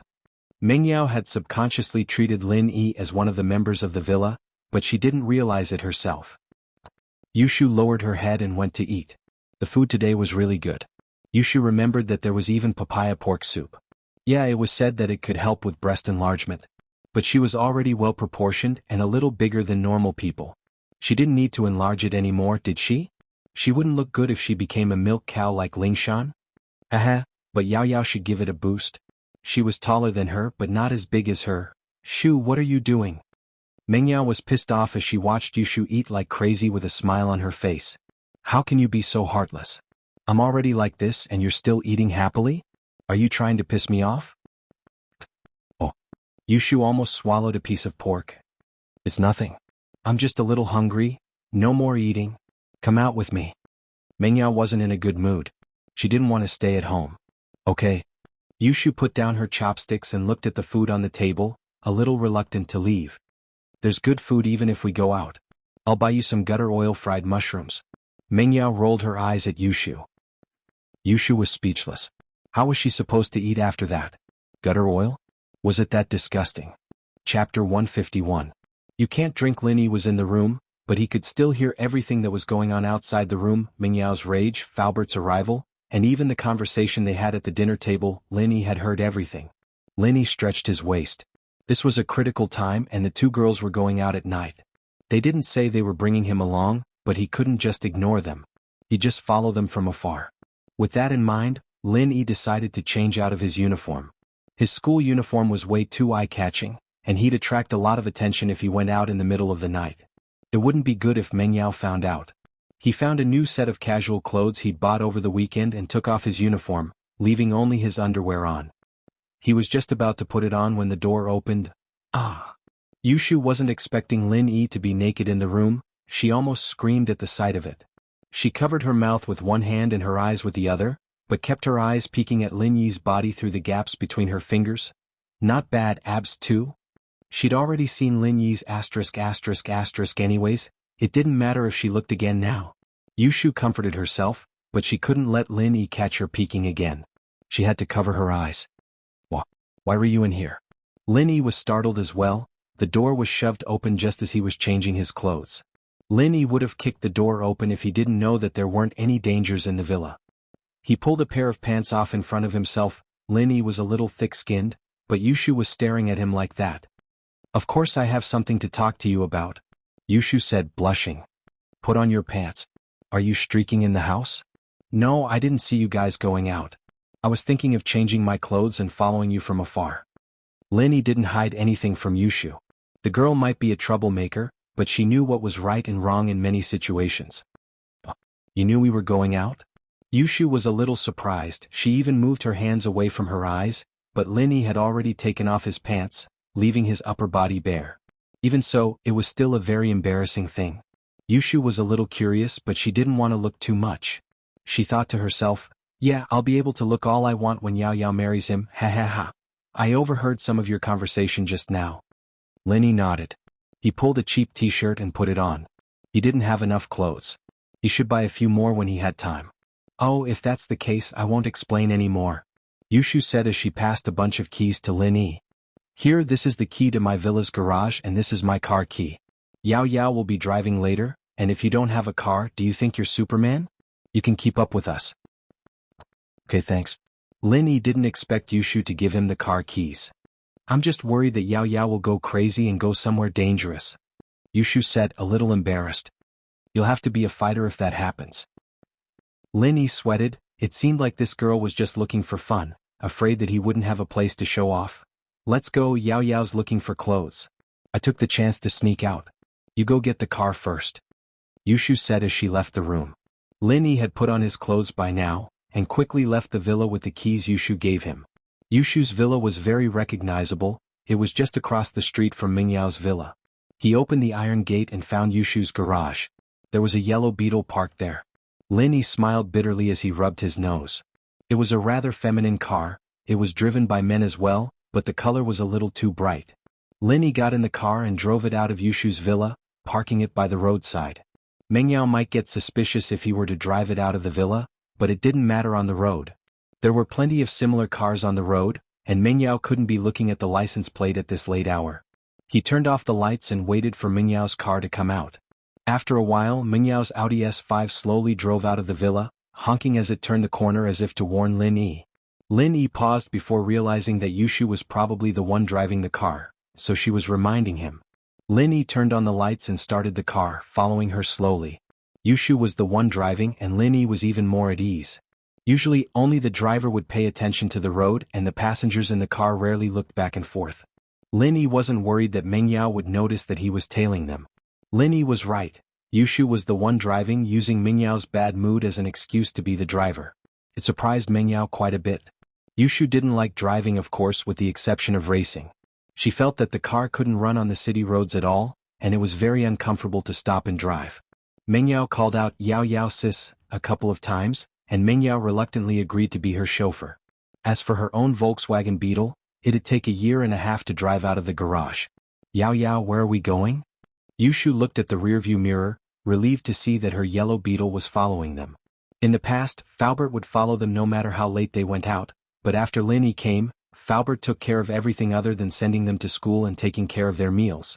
Yushu was a little suspicious before, but after the bank incident she realized that Lin Yi was quite capable. He wasn't just good at teaching hooligans. So this time she called Lin Yi. Yushu wasn't an idiot. The two of them were the school beauties and they knew what they looked like. Although they had powerful backgrounds, others didn't know. It was safer to bring Shield Bro along. Let's go to the bar? I want a drink, what about you? Mingyao was in a bad mood as she looked at the night view outside. I want to drink too. Yushu nodded excitedly. I haven't had a drink before, I didn't dare drink with Faubert around, but I can drink as much as I want this time. Oh, that's great. With Faubert by their side, Mingyao and Yushu behaved themselves and didn't do anything out of line. After all, Faubert was Pengzhan's confidant, and he could report to him any time. Chapter 152. You really think I don't know? Ah. Yushu looked at the smiling Mengyao, realizing that she'd been set up. Mengyao wouldn't usually make jokes like this, it was more like it if the two switched places. But today Mengyao wasn't her usual self, joking with Yushu first. This meant that Mengyao's mood was abnormal today. Surprisingly, Yushu didn't refute. She'd have 100 excuses waiting for Mengyao if it were any other day, but she nodded obediently today. All right, I'll drink juice. A good boy. Mengyao nodded. Yao sis, why don't we both drink and take a taxi back? Or maybe we can ask Shield Bro to drive us back. Yushu, on the other hand, felt that this was a rare opportunity. What was the point of watching Mengyao drink instead of herself? Call him? What about your yellow bug? Mengyao looked at Yushu with a smile that wasn't quite a smile. Ah. Yushu's mouth was wide open as she looked at Mengyao. Yao. What yellow worm are you talking about? You think I don't know? Mengyao glared at Yushu. You think I don't know what you're thinking? I've seen through you since you were young. While I was changing my clothes, what were you looking for in my bag? You don't seem to move your handbag much, do you? Are you looking for the car keys? Then he sneaked out and came back after a while. But when he went out, Lin Yi's shoes were gone. Do you really think I didn't see it? Ugh. Yushu was a little awkward, she hadn't expected Mengyao to find out about her little tricks so early on. After that you rushed to drive. When have you ever rushed to drive? Mengyao looked at Yushu mischievously. You even honked when you got out of the villa and a yellow bug followed us. Isn't that your car? Yao sis, so you already noticed? Yushu sweated, she had to hand it to Mengyao for having a sharp mind, figuring out her intentions through a series of abnormalities. Can't you see that bastard following me? Do you think I'd dare go to a bar this late? Mengyao said. But don't call him here, I hate him right now. Oh, that's good. I can drink too. Yushu didn't really care if she called Lin Yi over or not. Lin Yi's cover had been blown, so there was no need for her to hide anymore. With a flower protector they wouldn't have to be afraid of anything. I'm not in a good mood so I'll drink. What are you drinking? Mengyao said, a little pissed off at the way Yushu was acting. I'm in a good mood so I'll drink too. Yushu nodded. Mengyao was speechless, having a best friend like this was too much of a training exercise. Yushu found a bar called Awesome Floating Cloud. Judging from the renovations it seemed to be new this year. It was quite fashionable and luxurious and it was quite lively as well. She parked the car in front of the bar. After parking the car, the doorman came up and opened the door for Mengyao and Yushu. Ladies, welcome to the Awesome Floating Cloud Bar. Do you have a reservation? No. Mengyao said, shaking her head after locking the car. Then please follow me. The doorman nodded with a smile as he led the two into the bar. This was a typical European-style bar with a strong European and American village feel, but not lacking in luxury. It seemed like the owner of this place had invested quite a lot in it. Mengyao and Yushu rarely came to places like this so they were very curious. The first floor was a dance hall with a bar counter and a booth. In the middle of the hall was a stage and two foreign girls were singing on it. They weren't wearing very revealing clothes. It was only 7 at night, it was still early, and it wasn't time for erotic dancing yet. The performances on the stage were more formal as well. Would you like to sit at the bar counter or at the booth? The doorman was an experienced man, and he could tell that this was the two's first time here from the way they were looking at the bar curiously. Regular customers found their own seats the moment they came in, they didn't need the doorman to lead them at all. Can you give us a quiet booth? Mengyao really wanted to see a few people drinking at the bar counter on TV, but it was her first time here after all. She didn't dare to do so. Alright, please follow me. The doorman handed Mengyao and Yushu over to the waiters in the lobby before returning to the bar. The waiter brought Mengyao and Yushu to a booth on the side, a smile on his face. Is this place okay? It's okay, let's do it here then. Mengyao nodded as she sat down with Yushu. A booth at a corner like this wasn't a place people would choose to drink alone unless they were in a bad mood. Even if they were drinking alone, most of them would sit alone at the bar counter. It seemed like these two girls were really here for the first time. The receptionist sighed softly. Pure, innocent girls like them actually came to a bar. Didn't they know that there were a lot of wolves here picking on girls like them? As for the girls who hung out in bars, it was hard to say who would get to play with them. It was very likely that they'd spend a lot of money, and wouldn't even get to touch the girls. As a result, the wolves all focused their attention on girls like Mengyao and Yushu, and dozens of pairs of eyes stared at them as soon as they entered the bar. But seeing how Mingyao and Yushu were behaving, some of the kind-hearted ones went to ask around and found out that the two came in an Audi S5. Most of the poor wolves gave up. After all, they knew that they were rich girls, and they didn't think that they had what it took to touch them. Some of the wolves with a bit of family background, on the other hand, didn't dare approach them without knowing what was going on. They just watched, waiting for the first person to hit the wall. Lin Yi parked the Beetle next to Mingyao's Audi S5, and the doorman didn't say much when he saw that Lin Yi was alone. "Welcome, sir." There were plenty of young masters who came here alone every day, and the doorman thought that Lin Yi was here for the same reason. He didn't explain too much as he opened the door for Lin Yi and sent him into the bar. Lin Yi turned around to look at the door as he entered, a thoughtful smile on his face. Chapter 153. Sun Jingyi. Lin Yi ordered a glass of red wine, but didn't drink it. He put it on the table and looked at the people in the bar. He wasn't here to drink, but the waiters would definitely give him a hard time if he didn't order anything. "Hey handsome, is there anyone here?" Lin Yi asked as he watched Mingyao and Yushu from the corner of his eyes. Someone walked over to Lin Yi's table all of a sudden. Lin Yi raised his head to see a 27 or 28-year-old, dressed elegantly. The light in the bar was dim, but one could still see the woman's good figure and perfect facial contours. This was undoubtedly a woman with a lot of money, and she was even more alluring and captivating compared to Mingyao, Yushu, and Tang Yun. The woman's eyes flashed with cunningness, and one could tell that she was a veteran who frequented bars. Lin Yi naturally wasn't dumb enough to think that this beautiful woman had taken a liking to him. Not at the moment. Lin Yi said calmly as he moved his eyes away from the woman, not looking at her again. Sun Jingyi paused, not expecting Lin Yi to be this cold. She'd thought about it carefully before choosing Lin Yi as her target. As far as she was concerned, Lin Yi was one of the perverts who'd come here to hunt for beauties. His face looked a little young and he didn't look like a veteran at all. Jingyi was confident that she'd be able to take him down with her charms. She'd be able to get him to run circles around her, and it'd be easy for him to do some things for her. But she didn't think that Lin Yi's attitude towards her would be so cold, as if he didn't see her as a threat at all. Sun Jingyi was a little annoyed. Did Lin Yi like that kind of immature woman? It wasn't too late and there weren't many people in the bar. Lin Yi's table was a little far from the center of the stage, and it was one of the worst seats. Other than Mingyao and Yushu's table, there weren't any other customers. Naturally, Sun Jingyi assumed that Lin Yi's target was Mingyao and Yushu. She couldn't compare to two immature girls?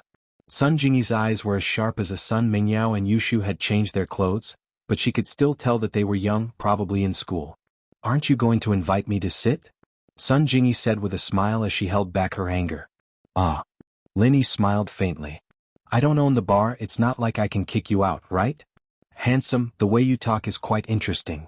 How could Sun Jingyi not hear the respectful tone in Lin Yi's words? But she still sat in front of Lin Yi.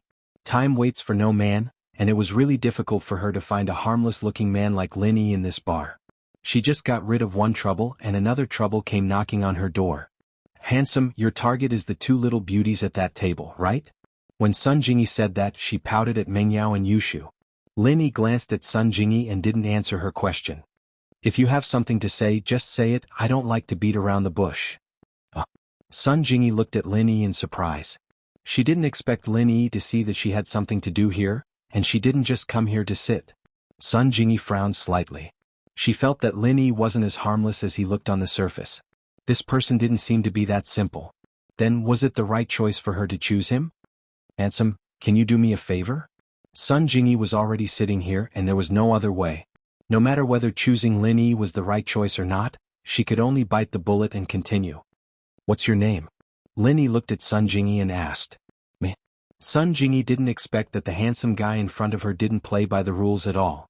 His answers were always irrelevant, and then he asked another question. "Sun Jingyi."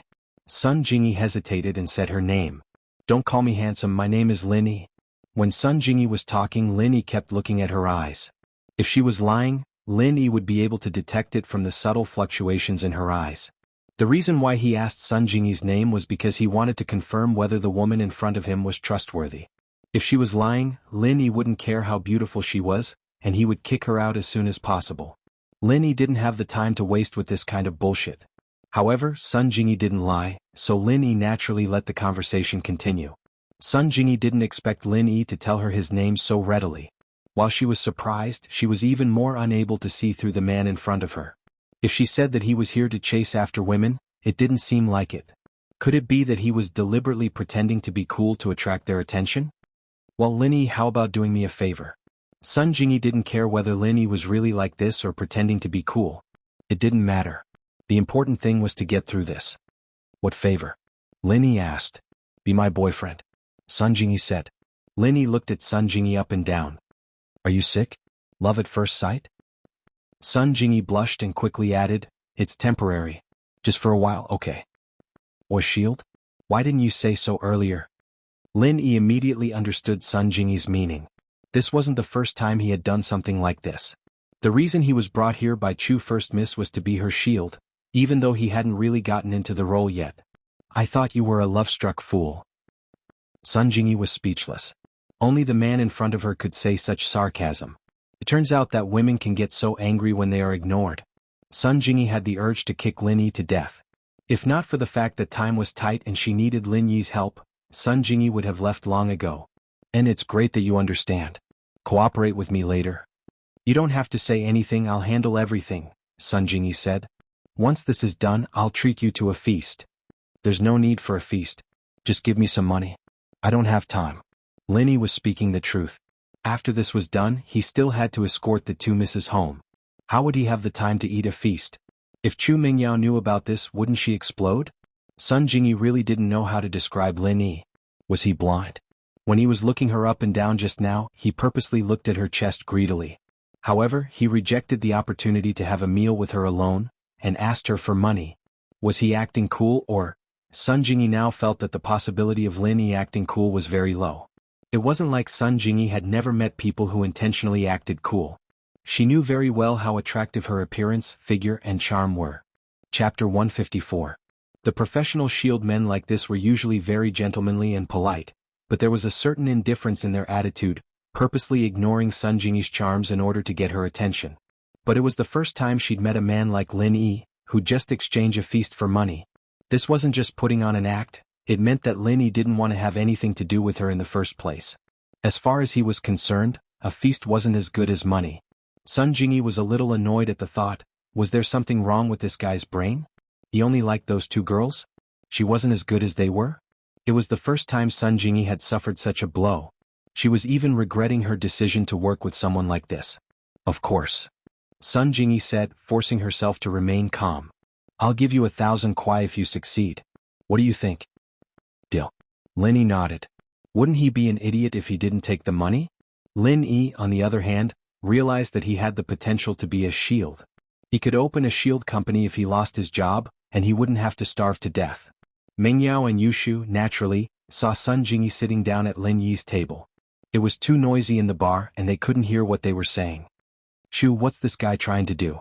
Who's that woman? Mengyao frowned as she glanced at Lin Yi's table. She had to admit that the woman was very attractive. Even Mengyao was impressed by her attractiveness.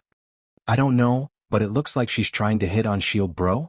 Yushu couldn't hear the conversation between Lin Yi and Sun Jingyi either. Miss? Mengyao asked, taking a look at Sun Jingyi's temperament. She didn't seem like one of those prostitutes. Maybe. Yushu wasn't too sure either. Let's see, it looks pretty fun. Oh look, there's a guy a little less handsome than Shield Bro coming over, looks like he's looking for trouble. Mengyao followed Yushu's gaze and saw a man walking towards Lin Yi. He's here. You must cooperate with me. Sun Jingyi looked at Lin Yi nervously. No problem. Lin Yi didn't care at all. Genie, why did you come in while I was paying the fare? A handsome man in a high-end casual Armani suit said as he quickly walked over. Although the man's pace was very fast, he did not lose his gentlemanly demeanor. At first glance, one could tell that he was the kind of noble son who had a good upbringing. This kind of natural bearing was very difficult to cultivate. Of course, Lin Yi was an exception. He could pretend. During a mission you had to blend in with different characters as fast as you could, and you had to do it flawlessly. Death was the only thing that awaited you otherwise. Lin Yi looked at the man indifferently, not saying a word. Sun Jingyi had already said that he didn't need to say anything. But there was one thing Sun Jingyi wasn't lying about. Her name was indeed Jean Yi. Qintian, didn't I tell you that my boyfriend is waiting for me here? What are you doing here? Sun Jingyi said with a slight frown. Genie, I think you know what uncle and aunt mean.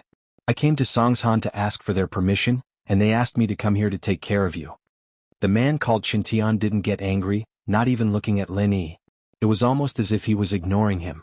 Chintian, I think you don't get it. I've made it very clear that I have a boyfriend. If it's just the care and concern of an older brother, I'll be more than happy to accept it. Sun Jingyi replied faintly. Let me introduce you. This is my boyfriend Linny. Genie, I don't care if you had a boyfriend or not. I don't care about that. I've been studying abroad for so many years, you have the right to live your own life. Chintian said. But now I hope that we can start anew. This is what my parents want and what your parents want as well. I think you understand? Huh? That's funny. Sun Jingyi curled her lips. Chintian, don't you think that's funny? What does it have to do with me whether you go abroad or not? Our families were family friends before you went abroad and we're still siblings. What's the difference? Not to mention all this nonsense about starting anew. So, he's your boyfriend Genie? Chintian changed the topic to Lin Yi after seeing Sun Jingyi's attitude. If he hadn't brought up Lin Yi all of a sudden, people would have thought that he hadn't noticed Lin Yi's presence at all. Yes. Sun Jingyi nodded. You saw and believed me. Can you leave now? Ah. Chintian smiled and extended his hand to Lin Yi. Hello, brother. I'm Chintian. Lin Yi. Lin Yi reached his hand out and shook Chintian's hand. Just as he was about to let go, he felt a strong force clamping down on his palm. This Chintian really wasn't satisfied yet. He was looking for trouble. But Lin Yi didn't retaliate, letting him do as he pleased. Back when his Shifu made him punch trees with his bare hands, Lin Yi didn't feel any pain like this anymore. Plus, the art of dragon mastery had successfully broken through the first stage, and was now at the peak of the first stage. Breaking through and not breaking through were two completely different concepts.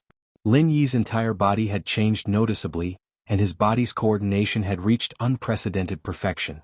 If he'd been in the same situation as last time, he might have been able to handle it without getting injured.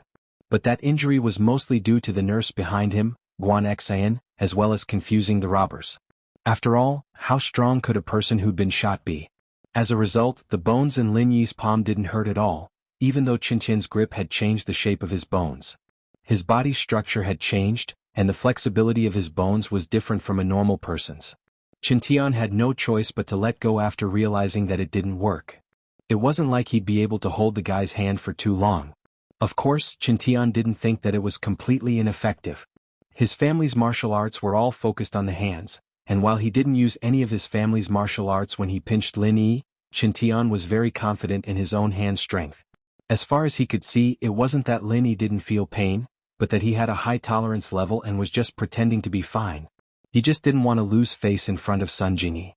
Chapter 155. Treacherous. One had to admit, Chintian was a treacherous person. He wanted to mess with Lin Yi, but he didn't want Sun Jingyi to see through him. He was the kind of person who was treacherous. You don't mind if I join you, do you? Chintian said, but he'd already pulled out a chair and sat next to Lin Yi and Sun Jingyi's table. It was a table for two, but an extra chair wasn't a problem. The atmosphere at the table grew a little awkward with Chintian's presence. Jingyi and Lin Yi didn't know each other in the first place, so she didn't dare say too much, afraid that Chintian would find out if she did. Chintian had wanted to mess with Lin Yi earlier, but hadn't succeeded. He was a little annoyed that he'd kill him if Sun Jingyi wasn't here. Haha, where'd you get rich from, brother? Chintian found a topic to talk about since no one was talking.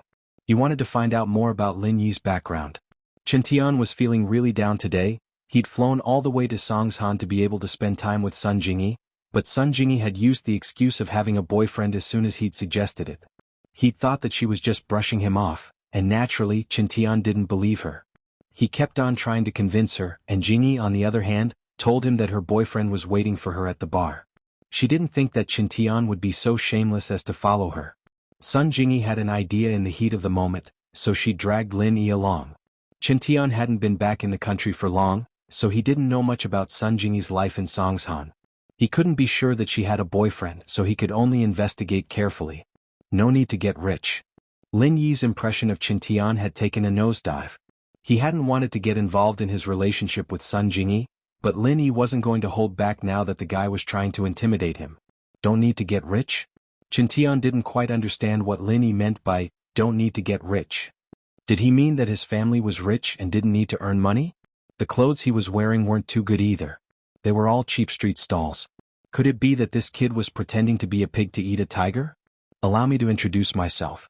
I'm Wu Chintian, Jingyi's childhood friend. Qintian nodded to Lin Yi, extending his hand again. There's no need for a handshake. You almost killed me just now. Lin Yi had no intention of extending his hand this time. All right, you're done with your self-introduction. Can you go now? Do you know that you're blocking my view of the performance by sitting here? Sun Jingyi frowned at Lin Yi's words and glared at Qintian. Qintian was from House Wu and he was known for his hand techniques. His iron hands were said to be from Shaolin's iron palm. Sun Jingyi knew the ins and outs of House Wu, and naturally knew how strong Qintian's hands were. She understood that Qintian had done something to his handshake after hearing what Lin Yi said. Motherfucker. How cunning. Qintian's face turned ugly and awkward. He cursed Lin Yi in his heart for being too cunning. He didn't say anything when he was being squeezed, acting like he could tolerate it. If he had yelled and screamed when he was being squeezed, even if Sun Jingyi knew that she had done something to him, she'd still lose some respect for Lin Yi. How could a weak man like him protect his woman? If he screamed and screamed at the slightest bit of pain, how could he entrust the rest of his life to her? But Lin Yi didn't. He tolerated it very naturally and now he brought it up again. It was obvious that he was taking revenge. But Qintian couldn't do anything about it. He was the one who initiated the second handshake, and Lin Yi was the one who took advantage of it. If he took advantage of it again, Lin Yi wouldn't be an idiot. It was normal for him to reject it and mock him. This way, although Lin Yi exposed his actions, he did it using the second handshake as an excuse. He didn't have any intention of complaining at all. You must be joking, Mr. Lin. My hand strength might be a little too strong. I'm used to it and I couldn't control it properly when shaking hands with normal people. Qintian's meaning was clear. Lin Yi was just a normal person and he didn't deserve to be with Sun Jingyi. Oh, so that's how it is. Lin Yi nodded. It seems that I've misunderstood you, Mr. Wu. To apologize, I've decided to shake your hand again. With that, Lin Yi extended his hand. Chem? Qintian paused. He didn't think that Lin Yi would agree to shake his hand again. What was going on? But no matter what, Lin Yi was already like this and he couldn't lose face. He extended his hand as well and shook Lin Yi's hand. Ouch. Qintian felt an unparalleled pain from his hand. Looking at the smile on Lin Yi's face, Qintian knew that the kid had taken his revenge on him. Qintian was caught off guard when Lin Yi squeezed his hand, and he cried out subconsciously. How many years had it been since his hand was this painful? That was why Qintian cried out. Of course, he didn't think too much about it. He blamed the pain on Lin Yi's sudden counterattack, catching him off guard. That was why his hand hurt so much. He didn't think that a normal person, no matter how much strength he used, could pinch his hand like this. But the anger had already gotten to his head. He didn't think that he, the heir of House Wu's iron hand, would have his hand pinched by a nobody. This was a huge humiliation. Qintian was about to retaliate when Lin Yi let go of his hand, looking at him strangely. What's wrong? Did I hurt you? I didn't use any strength. Sun Jingyi looked at Qintian with disdain. What was this? Lin Yi said that he hurt his hand and you cried out in surprise. Did you want me to think that Lin Yi hurt your hand as well? But who would believe that? House Wu's iron hand was hurt by a normal person? Sun Jingyi didn't believe it. The more she thought about it, the more she felt that this Wu Qintian was a hypocrite. She didn't have much contact with him before, and she thought he was a polite person, treating him like an older brother. But ever since he started pursuing her, Jingyi found him more and more annoying. Fuck. Qintian really wanted to slap Lin Yi in the face. Wasn't this kid too much? Wu Qintian, don't you think that what you're doing is no different from a clown? Sun Jingyi frowned as she looked at Qintian. Uncle Wu will be very disappointed if he knows what you're doing. Chapter 156. Who the hell was this guy? Brother, you've got some tricks up your sleeve. Qintian patted Lin Yi on the shoulder. I've learned a lot from you, bro. We'll meet again in the future. Ah. Lin Yi looked at Qintian, a faint smile on his lips. I have a lot of tricks up my sleeves. You can take your time to see them. Sun Jingyi frowned at Qintian's actions. She wanted to warn Lin Yi, but she wasn't too sure. Considering the relationship between the Wu and Sons, Sun Jingyi couldn't just go against Qintian's face in public. If word got out to the elders, it'd look like she was helping an outsider. And so, Sun Jingyi was in a difficult position. He didn't want Lin Yi to lose anything, but he also wasn't sure if Qintian had done something to Lin Yi. Qintian humphed, naturally treating Lin Yi's words as mere pleasantries. He'd achieved his goal and naturally wouldn't stay any longer. He quickly walked out of the bar, planning to get someone to investigate Lin Yi's background. He wanted to see who this kid was before making a decision. Qintian walked to the entrance of the bar and took out a wallet. He opened it and saw that there was only 800 and 1,000 kwai in it. There wasn't anything else, not even an ID. Fuck, what a poor bastard. Qin Tian cursed under his breath. He'd wanted to look at Lin Yi's ID and investigate his background from the address and number, but it seemed like he'd have to give up on that idea. This wallet was probably bought from a street stall for a few kwai, right? Qin Tian looked at the workmanship and material of the wallet, speechless. Why would Sun Jingyi like someone with a family like this? Are you kidding me? Could it be a temporary colleague or something like that? The wallet was of course Lin Yi's. Before Qin Tian left, he patted Lin Yi's shoulder and said a few pleasantries, taking the wallet with him as he spoke. With the Wu family's iron hands, stealing a wallet was a piece of cake. The Wu family trained in the speed of their hands, so petty theft was a piece of cake for them. It was even a little overkill. Here's your tip. Qin Tian took out a stack of money from Lin Yi's wallet and gave it to the doorman. Tip, I'm Lin Yi. Thank you, Brother Lin. Brother Lin, you're so generous. The bellboy was shocked as he took the tip from Qin Tian's hand. There were plenty of rich people here and some of them tipped the bellboys as well, but 50 or 100 was already good enough. They weren't like the beer girls or the room princesses who tipped a lot, and they didn't get much at all. But Qin Tian gave him 1,800 in one go, and it was a lot, so the bellboy bowed to Qin Tian in gratitude. Kaka. Qin Tian felt a wave of satisfaction wash over him. Lin Yi, let's see how you pay later. You won't ask a woman to pay, will you? You'll lose face if you do that, Kaka. Thinking about how Lin Yi would lose face soon, Qin Tian's gloominess was swept away. He hummed a tune as he hailed a taxi. He just came to Songshan and he didn't have a car yet, so he always took taxis. He threw Lin Yi's wallet on the ground. Naturally, he didn't care about such a small amount of money. He just wanted to make Lin Yi lose face. As for tipping it to the bellboy, it was just to satisfy his own sense of humor and disgust Lin Yi a little. After Qin Tian left, Sun Jingyi looked at Lin Yi apologetically. See if you lost anything. Lost something? Lin Yi looked at Sun Jingyi, thinking that this girl wasn't that bad after all. She knew to remind him, but he acted like he didn't know. What did you lose? Something like a wallet. Jingyi said, Wu Qintian's a little narrow-minded. He patted you a few times before he left, and I'm not sure if he did anything to you or not. Oh? Then why didn't you remind me before? Lin Yi smiled at Sun Jingyi. We're family friends.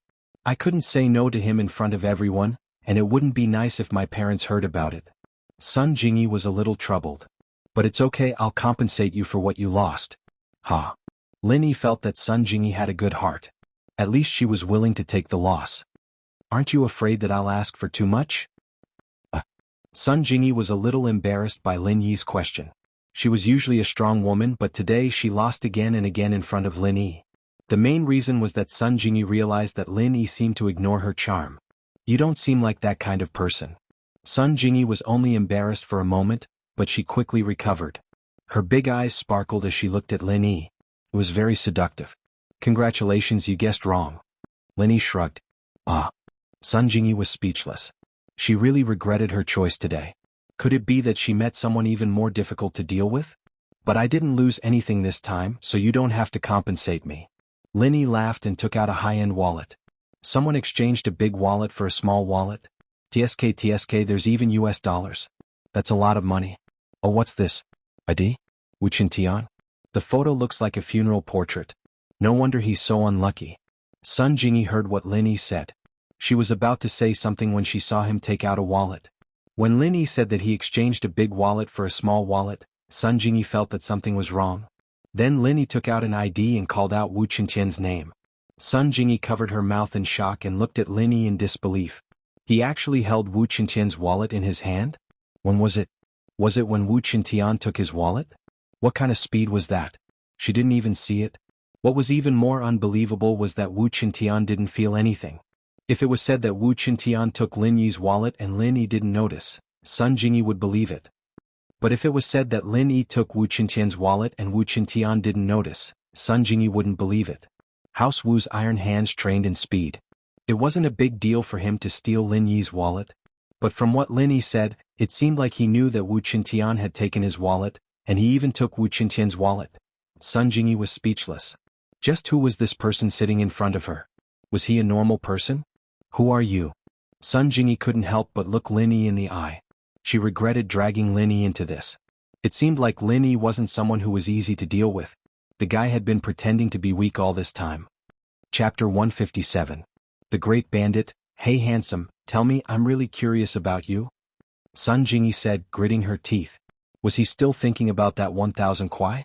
She'd taken a peek at Qintian's wallet and there were at least tens of thousands of USD and some RMB. But Sun Jingyi was really curious as to who Lin Yi was. She'd bumped into a really powerful person in the bar, one that was even more powerful than Qintian. The more Lin Yi didn't say, the more Sun Jingyi wanted to know. Sometimes a woman's curiosity was limitless. Lin Yi looked at the alluring Sun Jingyi, and he had to admit that Sun Jingyi had moved Lin Yi quite a bit. She was a femme fatale. But Lin Yi was sure that Sun Jingyi's mature charm was faked. A woman in her late 20s wasn't considered mature yet, and Sun Jingyi seemed to be dressing up maturely as well. It was still unknown if she was even in her late 20s. From the conversation between Sun Jingyi and Qintian, Lin Yi was sure that Sun Jingyi wasn't that old. Perhaps it was because she was in the workplace and she was purposely making herself look older. Do you usually talk to your boss and clients like this? Lin Yi asked, feeling a bit unnatural from Sun Jingyi's voice. Sun Jingyi blinked, blushing as she realized that she'd started acting like a spoiled brat. Every woman knew how to do that, and even if they didn't, there were a lot of them in the movies. But Sun Jingyi wasn't the type to do that, or else she wouldn't have dressed herself up like an experienced woman, acting like a spoiled brat to a client, and getting some business done. Sun Jingyi didn't look like a spoiled brat. But this time, Sun Jingyi was in a hurry to find out about Lin Yi. She'd unknowingly used this kind of tone.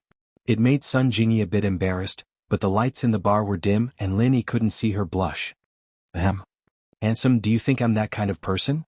Sun Jingyi saw Lin Yi, naturally treating him as a prostitute. After all, Lin Yi didn't look that big and she couldn't put up her guard against him. It doesn't seem like it, but it's hard to say, said Lin Yi bluntly. How about this, handsome? You tell your sister what you do. In the future, your sister will only talk to you like this, okay? Sun Jingyi wasn't usually such a person, but now she was particularly curious about Lin Yi. Moreover, Lin Yi's age shouldn't be very old. She would just treat it as coaxing a child. She wouldn't suffer a loss. Do you really want to know? Lin Yi looked at Sun Jingyi with a smile that wasn't a smile. Sun Jingyi nodded. Well then I'll tell you. Don't tell anyone. Lin Yi restored a serious expression.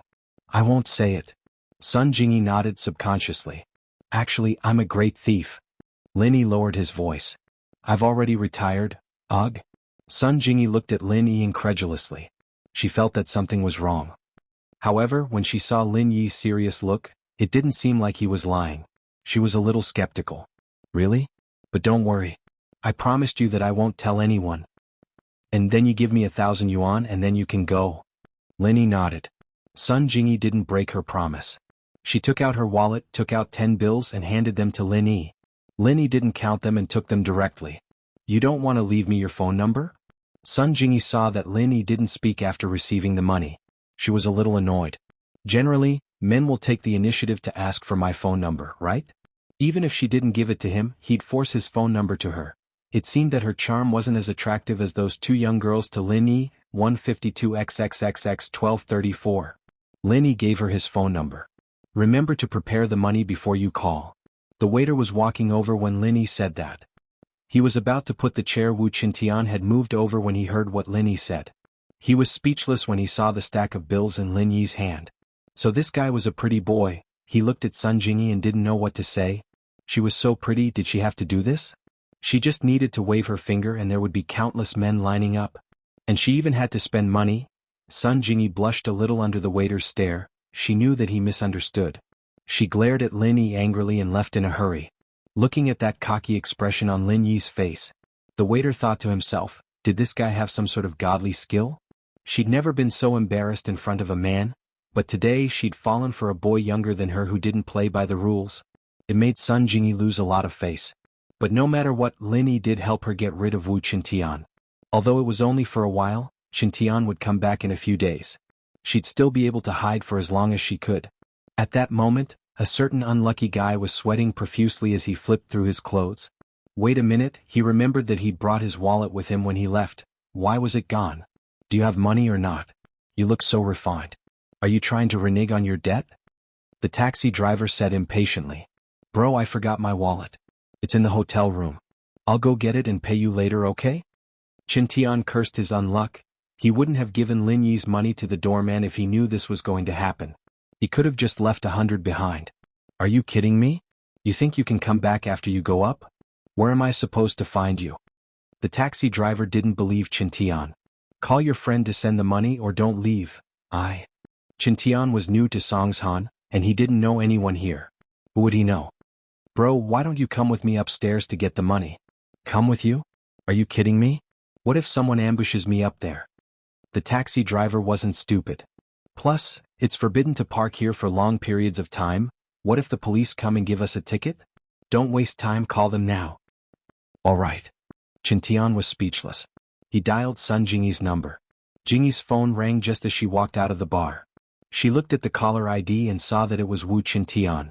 Sun Jingyi didn't expect this guy to call her so soon after she left. She hung up impatiently and saved the number Lin Yi gave her in her phone. Chapter 158. Why can't we?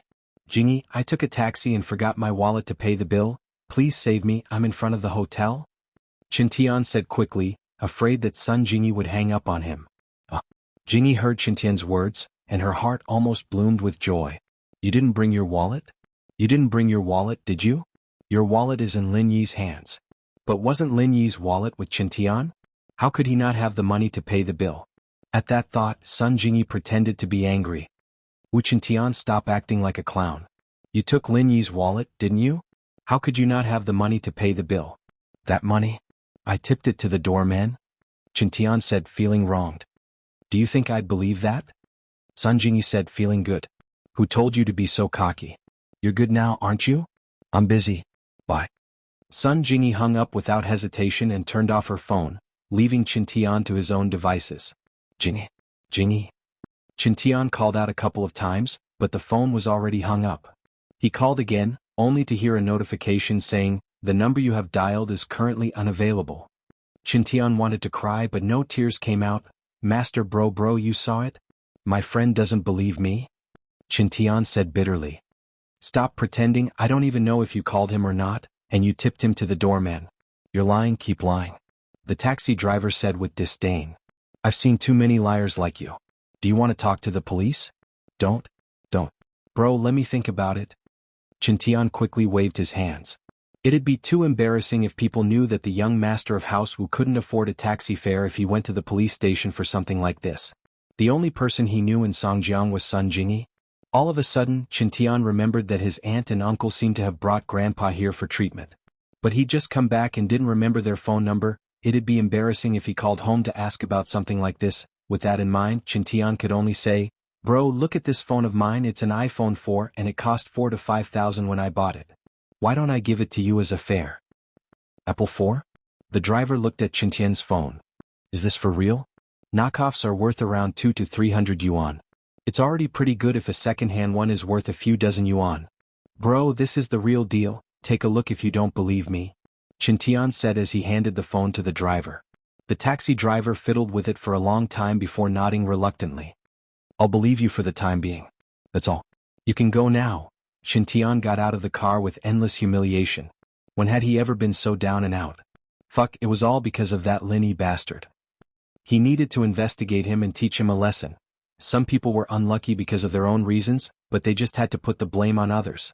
Chintian was one of those people. He felt that if it wasn't for Lin Yi, his relationship with Sun Jingyi wouldn't have been this stiff, and he wouldn't have forgotten to bring his wallet either. Wait, that's not right. He paid for the cab when he went to the bar and his wallet was still there. Could it be that he forgot it in the cab? At first, Mengyao was still bothered by the fact that Lin Yi was hitting on an adult, but when Chintian came she started to see what was going on. Lin Yi was being used as a shield by that woman. Mengyao breathed a sigh of relief, but at the same time she was a little pissed off. What right did he have to do that? He was her shield and now he was being used by another woman? What was going on? But Mengyao couldn't do anything about it and Yu Shu on the other hand, looked like she was watching a good show. Mengyao had no choice but to watch Lin Yi put on a show. She couldn't help but call Lin Yi a money grubber when she saw him take 1,000 kwai in the end. Yao, I think Shield Bro's really good. Yu Shu was a lot more observant than Mengyao. That wallet in his hand, he got it from that guy in the suit. Mengyao was a little speechless. You're quite observant, aren't you? Tell him to hand it over when we get home and confiscate all his illegal earnings. All right. Yu Shu nodded in agreement. I'll leave it to you then. Meng Yao gave the task to Yushu after seeing how enthusiastic she was. Yushu blinked. I say. Yao Yao, we haven't ordered anything to drink yet. We were just watching the show. Maybe we should get something to drink first? Once again, Yushu used her specialty to change the topic. All right. Meng Yao of course knew what Yushu was thinking. But she was just saying it casually. Meng Yao didn't care about that little bit of money Lin Yi had. She only said that because she was angry at Lin Yi. She didn't forget to make some extra money while she was protecting herself at night. Yushu called the waiter over and ordered a couple of drinks from the menu. They were all weird names and the two had never been to a bar before. They didn't know if the drinks were good or not. The waiter noted down the two's orders, hesitating for a moment. It was obvious that this was the two's first time at a bar, and they didn't know what to make of the drinks. Is there anything else? Yushu looked at the waiter, puzzled. Did they have to pay in advance here? Ladies, do you need someone to chat with you? The waiter could tell that it was the two's first time, so he decided to give it a try. After all, there were quite a lot of people who came to the bar looking for male attendants. No need? Sure. Between Yushu and Meng Yao, one of them saying no need, and the other saying okay, took the waitress by surprise. Yao Yao you. Yushu looked at Meng Yao, not understanding why the girl was looking for someone to chat with. Wasn't that a duck? Get us a handsome one. Meng Yao ordered the waiter. All right, please wait a moment. The waiter nodded and retreated respectfully. He thought to himself, these two innocent girls really came for this. It seems like you really can't judge a book by its cover, just like that pervert from before. And these two ladies? The waiter hated himself for not being handsome enough, or he'd have done it himself. Yao Yao, why did you call a handsome guy? Yushu was starting to panic after the waiter left. Yao Yao, you're not thinking of trying the special service, are you? You can't, you're still young. What if you bleed out? Chapter 159. Chapter 159, Confused Miss Ugg. Yushu realized that it was true after some thought. It seemed like Yao Yao was really jealous of Shield Bro. Why else would she come up with something like this? However, would this have any effect? Not long after, the waiter came over with a beautiful young man dressed in a creamy style. From the waiter's point of view, these girls did not like the kind of rough and fierce men. They all liked the more creamy, beautiful young men who had a bit of a Korean drama style. Excuse me, ladies. Is this to your liking? The waiter asked in a low voice. Meng Yao was speechless. How could someone like that piss off Lin Yi? He wasn't even as good looking as Lin Yi. What kind of place was this?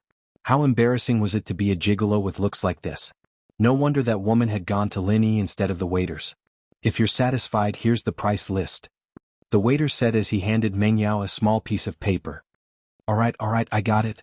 Meng Yao said, a little troubled as she pointed at the pretty boy. You sit there. With that, she sneaked a glance at Lin Yi, only to see Lin Yi still playing with the glass of red wine in his hand as if nothing had happened. The handsome man was overjoyed today. He saw Meng Yao and Yushu in front of him. These two were 1 in 10,000 beauties. He couldn't believe that something as good as this would happen to him, and he couldn't help but feel excited. Ladies, it looks like you're in school, right? The pretty man saw that Meng Yao wasn't talking and thought that she was shy, so he spoke first.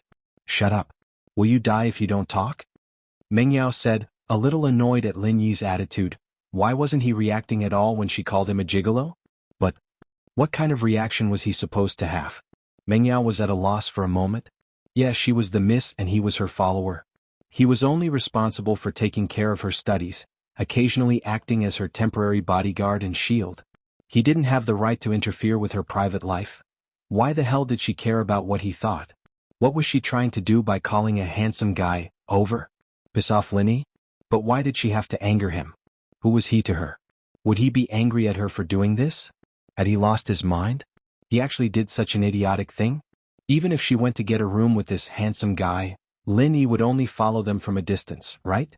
Meng Yao felt a little discouraged at the thought. He was really too stupid, so stupid that it was a little ridiculous. Anger Lin Yi?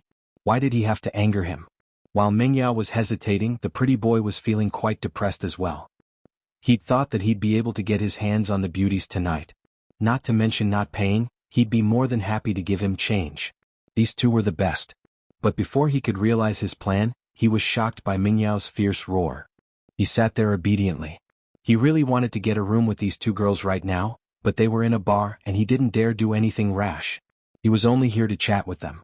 The perverts in the bar were all heartbroken to see Meng Yao and Yushu calling a male escort over. They didn't think that these two were here for some excitement. If they'd known, they wouldn't have called a male escort over, they'd have done it themselves. Most of the perverts, especially the good-looking ones, were all thumping their chests and stomping their feet. Lin Yi looked at Meng Yao and Yushu, not knowing what they were up to, calling a male escort over. If that was the case, they might as well have called him over, he'd be able to earn some extra money. He'd just made 1,000 kuai with Sun Jingyi, and he'd even gotten himself a big wallet. It seemed like this profession had a lot of potential. Behind the bar counter, in a dark room, a man was quietly watching the activity in the bar, his eyes never leaving Meng Yao's table and Lin Yi's. Meng Yao called that duck? The man looked at the manager, Su Jiaonong, in disbelief. Yes, Tsihua bro. Su Jiaonong nodded carefully. I didn't think that Miss Chu would be into that sort of thing, no wonder she got herself a bodyguard. This man was the famous Tsihua of Songshan, known as Tsihua bro. He was a man who walked the line between black and white. However, anyone with a discerning eye would know that he was just a spokesperson pushed to the front, the one with the real power was the person behind him. Otherwise, it would be very difficult for someone like Tsihua, who had no background and was even a released convict, to make a name for himself in Songjiang. Was a very difficult thing to do. If it weren't for the person behind him, the police would have had their eyes on him a long time ago. Looks like Miss Chu doesn't like that pretty boy that much? Tsihua said faintly as he watched Meng Yao ignore the male escort. Don't you see that table over there? That's Miss Chu's bodyguard, he's much better looking than that pretty boy. Should I get another one then? Jiaonong asked carefully. It's fine, they're probably just here for a taste. Tsihua thought lewdly. It seemed that this Meng Yao girl was quite the slut, having a man at home and coming out to mess around, even bringing a sugar daddy with her. What a pity for that man. What was that man's name again? Right, Linny? It seemed like he'd have to have a good talk with him so that he wouldn't ruin his plans. Tsihua bro, what do we do now? Jiaonong didn't know how to respond to Tsihua bro's words. He didn't know much about the higher-ups, and all he had to do was follow Tsihua's orders. Let's go to Miss Chu's place and test out Lin Yi's skills. I'll show up after that. Tsihua said after some thought. All right. Jiaonong nodded and left. He was very familiar with this sort of thing. Meng Yao felt like an idiot. She didn't know what was wrong with her ordering a duck. Her dad would be very, very disappointed in her if he knew about this. And Faubert and her classmates. How embarrassing. Meng Yao was pissed when she saw Lin Yi having fun with the pretty girl. She'd nodded in agreement when the waitress asked, but it was too late for regrets now. Meng Yao had calmed down from her daze. Lin Yi was only her follower, why would he be angry? Why would she piss him off? Could it be that Shu was telling the truth? She liked Lin Yi? How was that possible? Impossible. This guy was so annoying and he was such a playboy. She'd be blind not to like him. Chapter 160. Chapter 160, The Waiting Man. Two beautiful ladies, may I have the honor of sitting here and treat you two to a drink? Meng Yao was lost in thought when she heard the voice beside her. She turned around to see a delicate man. Delicate meant that he was impeccable and he didn't look like a pretty boy at all. The man had a nice body, tall and well-proportioned, with a handsome face that gave off a clean, classy feeling. He was wearing a casual suit, and the buttons on his shirt were unbuttoned naturally, giving off a cool vibe. Men like this could definitely be called lady killer. Meng Yao, however, wasn't interested in him at all. Her heart was in a mess, and now there was another troublemaker. She didn't know what to do with the gigolo from before. She rolled her eyes and pointed at the pretty boy. Don't you see that there's another man over there? Meng Yao's original intention was for the two to fight, but she didn't think that the pretty boy would stand up immediately after seeing the delicate guy, as if he was afraid of the delicate guy. He turned around and left without saying a word. That's... Meng Yao was speechless. What kind of person was this? Wasn't he a little too cowardly? How could someone like this be a gigolo? Haha miss, he's already given up his seat. The delicate guy smiled faintly as he sat down where the pretty boy had been. He raised his glass of red wine. Wanna have a drink? Meng Yao wasn't an idiot. The pretty boy had given up his seat to the delicate guy like that, which meant that the delicate guy was a frequent visitor of this bar, and that the pretty boy knew him. The delicate guy clearly had some sort of power to him, or else the pretty boy wouldn't have turned around and left like that. She turned to Yushu, only to find that she was looking at her as well. It seemed that the two were thinking the same thing. This delicate guy wasn't easy to deal with. It was their first time at a bar and they didn't want to cause any trouble. Peng Zhan would definitely give them a scolding. I'm sorry we drove here. Meng Yao replied coldly, not wanting to talk to the delicate guy any longer. If he knew his place he'd have left by now. Ah, why didn't I see that?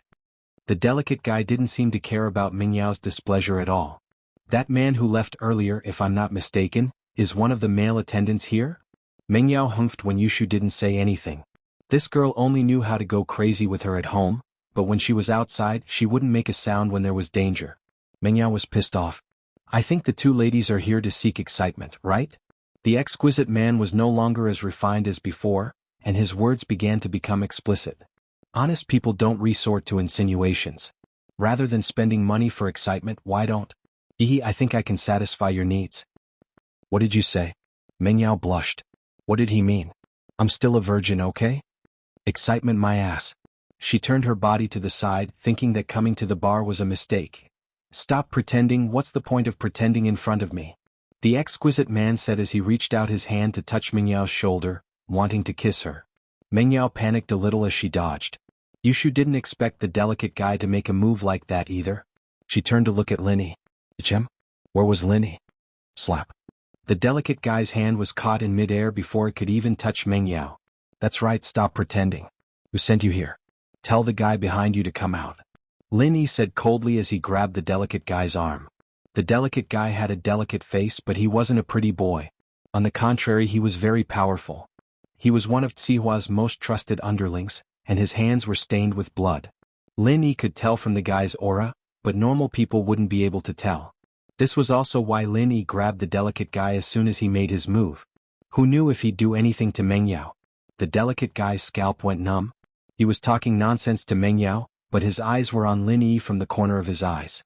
He'd noticed that Linny didn't seem to care about what was going on here, and that was why he'd reached out to take advantage of Linny. He didn't think that Linny would appear behind him and grab his arm. The delicate guy was a master himself, and Linny's speed allowed him to appear behind him without him noticing. This made the delicate guy break out in a cold sweat, fast. That was the delicate guy's only thought.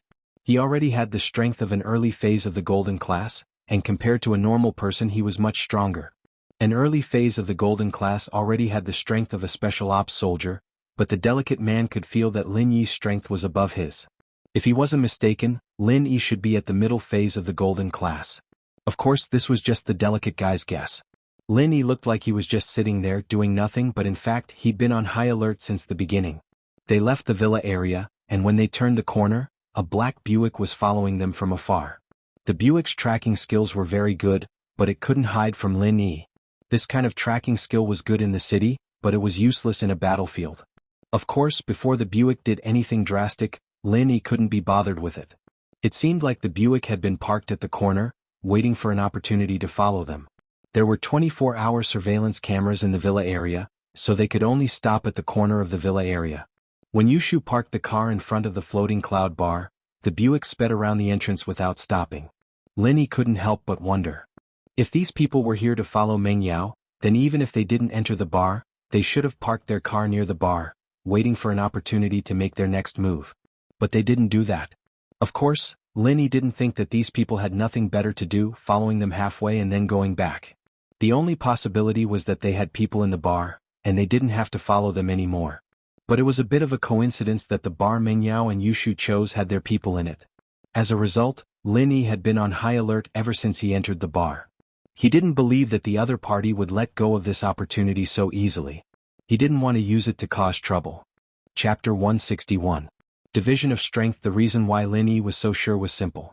It didn't matter if the escort was a coward or not, or if he didn't want to piss off the exquisite man. He represented the bar and he was a member of the bar. No matter how powerful the exquisite man was, he wouldn't disregard the bar's reputation and kick the escort out. At the very least, he'd have to give the escort some tips as compensation. But the escort didn't even say a word when he saw the exquisite man. He just stood up and left, meaning that the exquisite man was very likely a member of the bar. That was why the exquisite man left without hesitation. After confirming that, Lin Yi didn't bother playing tricks with the exquisite man. Beating him up was easy, but they were in the bar, and Lin Yi didn't want to use simple and violent methods to solve the problem. He could beat up one person or even a group of people, but that would expose his strength in front of everyone. It wouldn't be his full strength, but it would attract more attacks from the enemy. These people were different from Pinliang and Zhou Ruoming at school. Lin Yi could tell that even Peng Zhan was wary of the people who were after Mengyao. It wasn't just one person but an entire organization. What was revealed now was only the tip of the iceberg. And so, Lin Yi decided to expose the exquisite man's goal and let the mastermind come out and talk. That way he wouldn't have to expose his strength too early, and he'd be able to find out more about the enemy. Up until now Lin Yi had only shown off his speed. He hadn't revealed his true strength when he blocked the shot in the bank, or stole the gun from the car. Just now, when he grabbed the exquisite man's arm, Lin Yi had used a strength that was only slightly higher than the exquisite man's, giving him the wrong information. Nowadays martial arts were divided into 4 levels: Sky, Earth, Mystic and Yellow. Each level was further divided into early, mid and late stages. In fact, this was also a general classification for the evaluation of strength. Different families trained in different techniques, and there might be some slight differences between two people who were both in the early phase of the golden class, but it might not be too big.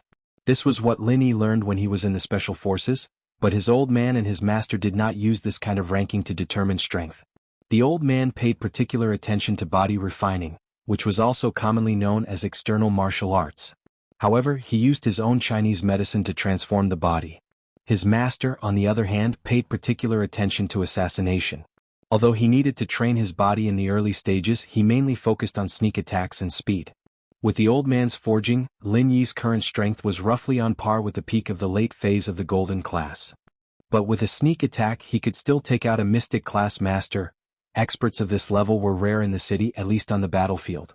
Lin Yi had only met one expert of this level, and it was a foreigner. The art of dragon mastery that Lin Yi trained in was a bit like the internal martial arts that some families trained in. But so far the first level didn't have much effect on his strength. Training in the art of dragon mastery only had the effect of cleansing and improving the body. Old Lin's Chinese medicine only changed the muscles, and didn't have much effect on the organs. But the art of dragon mastery was different. It could transform the entire body. So far Lin Yi only found out that the art of dragon mastery had an absolute advantage against fatigue. What he just found out was that the energy in the body could help those who were sick. Other than that, although the art of dragon mastery was magical, it was only the first level, and it didn't increase his strength that much. But there was an obvious improvement that surprised Lin Yi, and that was that Lin Yi could feel the energy waves from the exquisite man. This was something he'd never experienced before. He'd fought against golden class and even mystic class masters before, but he'd only be able to gauge his opponent's strength after the fight. But now that he'd mastered the first stage of the art of dragon mastery, he could actually feel the energy waves he'd absorbed from the delicate man's body. He should also be a practitioner of internal martial arts, but Lin Yi didn't know what kind of martial arts he was training in.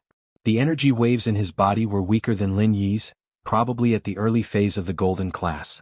So Lin Yi created the illusion that he was slightly stronger than him, making him think that he was at the peak of the early phase of the golden class, about to break through to the middle phase. Of course there were exceptions. That Wuxia from before, Lin Yi could feel that he was a body practitioner, and his main focus was on his hands. But a body practitioner didn't have any energy waves, and Lin Yi couldn't tell his level. Or maybe Wuxia was too weak, so weak that the energy in his body was negligible.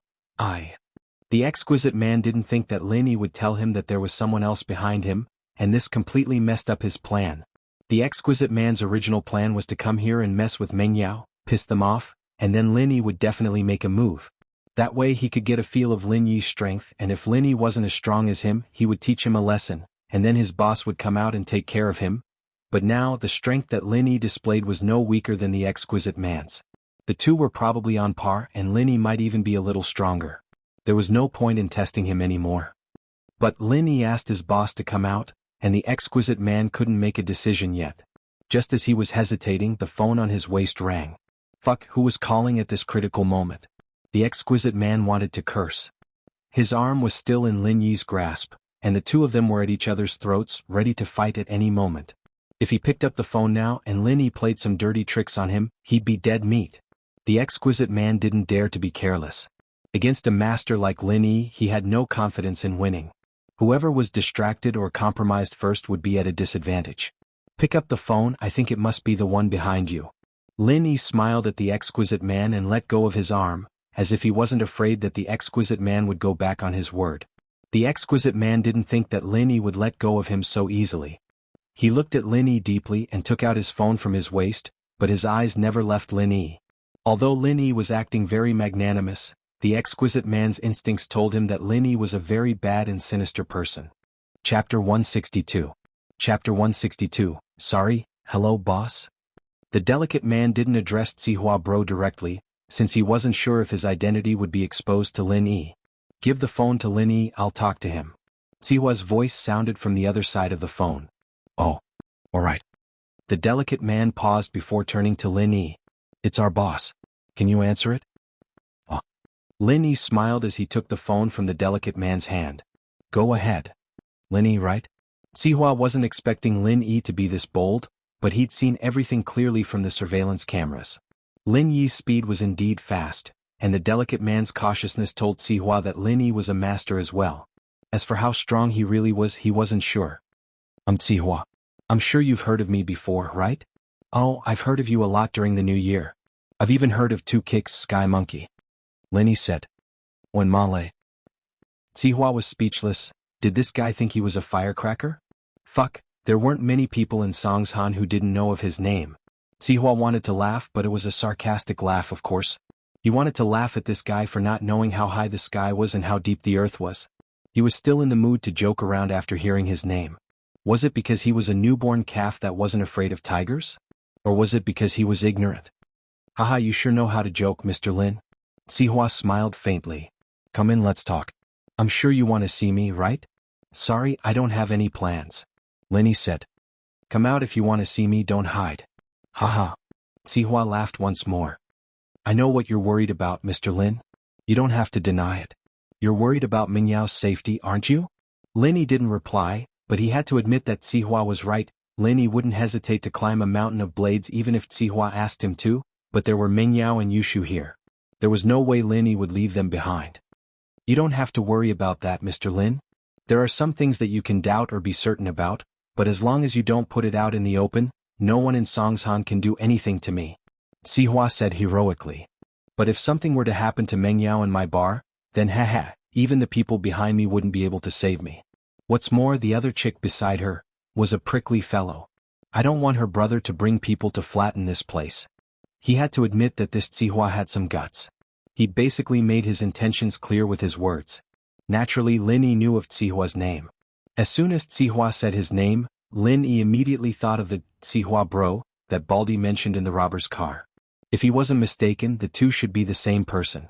But judging from Zihua's words, he'd already admitted that he was the one who did it, and he didn't seem to be afraid of Lin Yi finding out about it at all.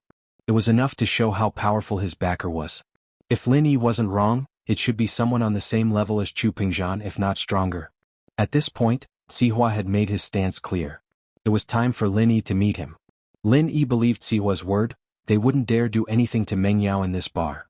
After all, Songshan's public security wasn't that chaotic yet, and Zihua wouldn't be able to explain himself if something were to happen to Mengyao in the floating cloud bar. People who'd reached a certain level often cared about things like this. It was one thing if there was evidence, but it was another if there was no evidence. It didn't matter how things were done in the dark, but it was a different story if it was done on the surface. That being said, Lin Yi couldn't believe Zihua's words completely. Alright, I'll get someone to send Miss Chu back first and then I'll head over. Aha, so you still don't believe me, Mr. Lin? I'm disappointed. Zihua naturally understood Lin Yi's worries. As far as I'm concerned, Mr. Lin, you're a genius. What you're doing is a loss for you. Think what you want. Lin Yi didn't want to waste time with him and hung up. Hello. Fuck. Zihua was speechless when he realized that Lin Yi had already hung up. He'd only need to provoke a young man a couple of times to get him to give in. After all, young people cared about their face. Besides, he really didn't have any intentions towards Mengyao, and it'd be hard for him to clear his name if something were to happen in the bar. He'd be in big trouble and it'd even affect the mastermind's plans. But what he didn't expect was that Lin Yi didn't seem to care at all.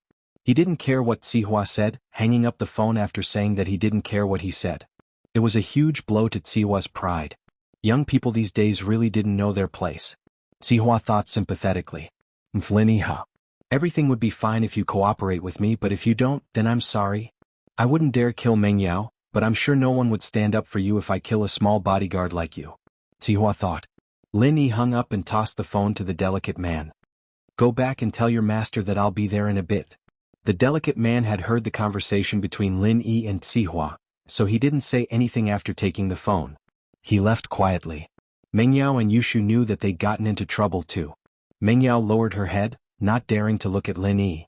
She didn't know what was going on in her mind, but on the one hand she hated Lin Yi a little, but on the other hand she didn't hate him.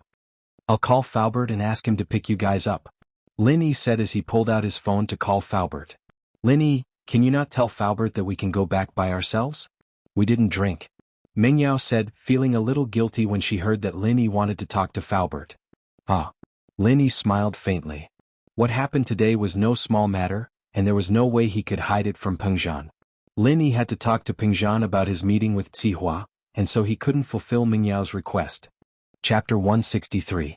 Chapter 163. Lin Yi's golden finger. Meng Yao wasn't an idiot. She'd thought that the exquisite man was here to take advantage of her, but after hearing the conversation between Lin Yi and the exquisite man, she understood that these people were here for her. "Miss Chu, I have to be responsible for your safety," Lin Yi said solemnly, a complete change from his usual carefree attitude. "I'll only be at ease if Faubert brings you back safely."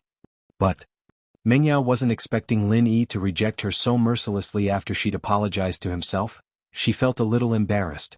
This was the first time she'd lowered her head to him, and yet Meng Yao was a little pissed off, but she knew that Lin Yi was doing this for her and Shu's safety. She stomped her foot on the ground, but didn't say anything to make fun of Lin Yi. Meng Yao would have been pissed off if it had been any other time. She'd already lowered her head and apologized. What more did he want? Besides, it was all because of you. If it weren't for the fact that you were flirting with an auntie, would I even need a male escort? In Meng Yao's eyes, Sun Jingyi had turned into an auntie. Lin Yi had already called Faubert and told him the location, and Faubert said that he'd head over immediately. Yushu stuck her tongue out. "Shield bro, it's actually my and Yao Yao's first time at a bar. There's something wrong with this bar, let's go to another one next time." Lin Yi nodded, not saying anything. It was normal for Meng Yao and Yushu to come to a bar. It was rare for rich girls like them to come to a bar for the first time. Lin Yi was speechless about their weird behavior of calling a male escort over. In actuality, both Meng Yao and Yushu weren't bad people on the inside. Miss Chu had a bit of pride and self-esteem, cold on the outside but warm on the inside. Miss Chen was a troublemaker, but she was also very easygoing. After spending so much time with them, Lin Yi no longer felt conflicted and had to deal with them. Yushu blinked in surprise, blinking her eyes. "Shield bro, you're not mad? You can come back again next time," as if he wasn't mad at all? Lin Yi asked. "Why should I be angry?" Lin Yi smiled and said, "You two go back and rest early. I still have something to take care of, so I might go back very late. Don't wait for me." "Be careful then." Yushu nodded. Meng Yao looked at Lin Yi and Yushu chatting casually, feeling a little bad in her heart. Why was it that Shu and Yushu's relationship was so harmonious, but there seemed to be something between her and Lin Yi? However, what did it matter whether he got along with her or not? He was the follower her dad hired, and even if they didn't get along, he still had to listen to her. Why should she feel bad? Faubert came very quickly and he wasn't alone. There were a few people behind him, and it was obvious that they were all martial artists, but they were all physical practitioners. They weren't very strong, but they were enough to deal with normal people, but they weren't a match for that exquisite guy.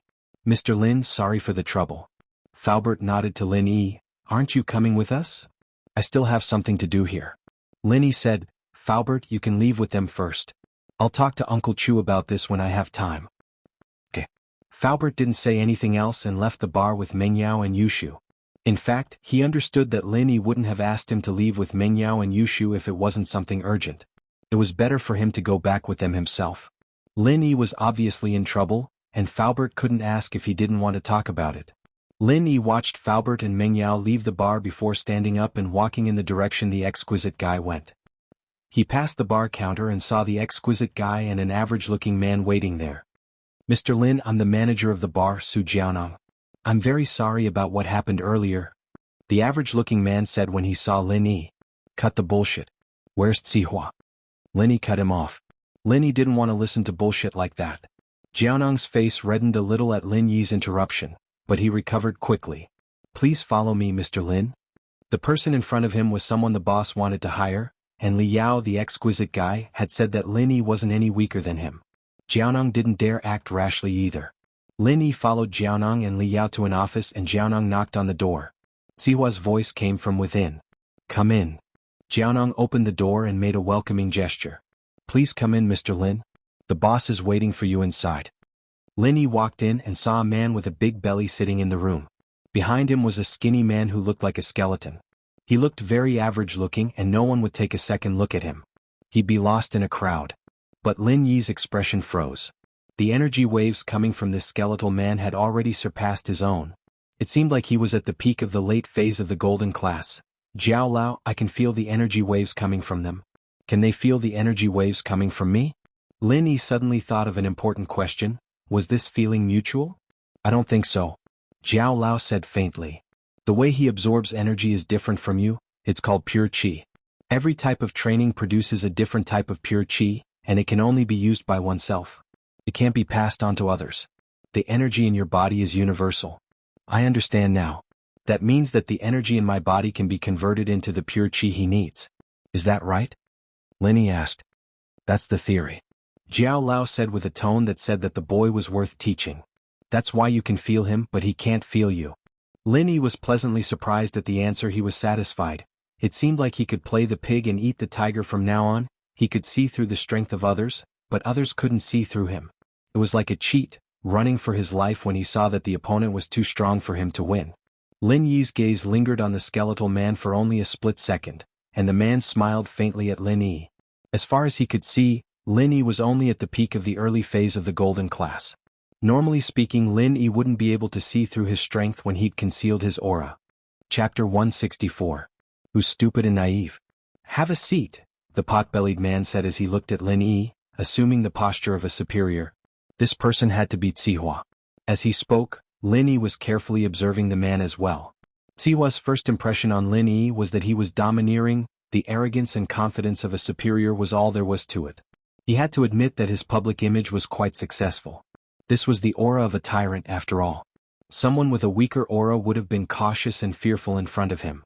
But Lin Yi had seen his fair share of people with this aura. There weren't many of them left alive, and the ones that were hostile to him had all transmigrated or been reborn. Lin Yi didn't bother with Zihua at all as he walked around the office, glancing at the skeleton man. Is this your sweetheart? Zihua was speechless, his eyes wide. Why wasn't Lin Yi playing by the book?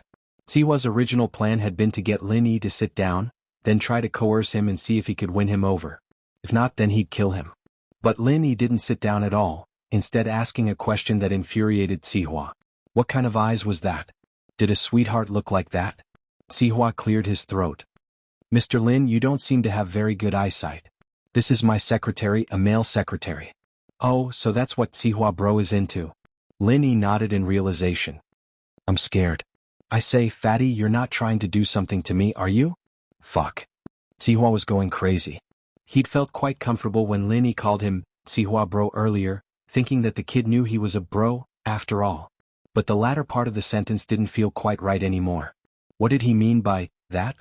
Zihua couldn't hold it in any longer and cursed at the sight of Zihua bro turning him into a fatty.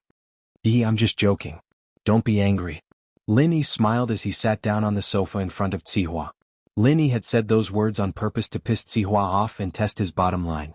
It was only when Zihua lost his head that he'd be able to reveal more of his thoughts in the following conversation.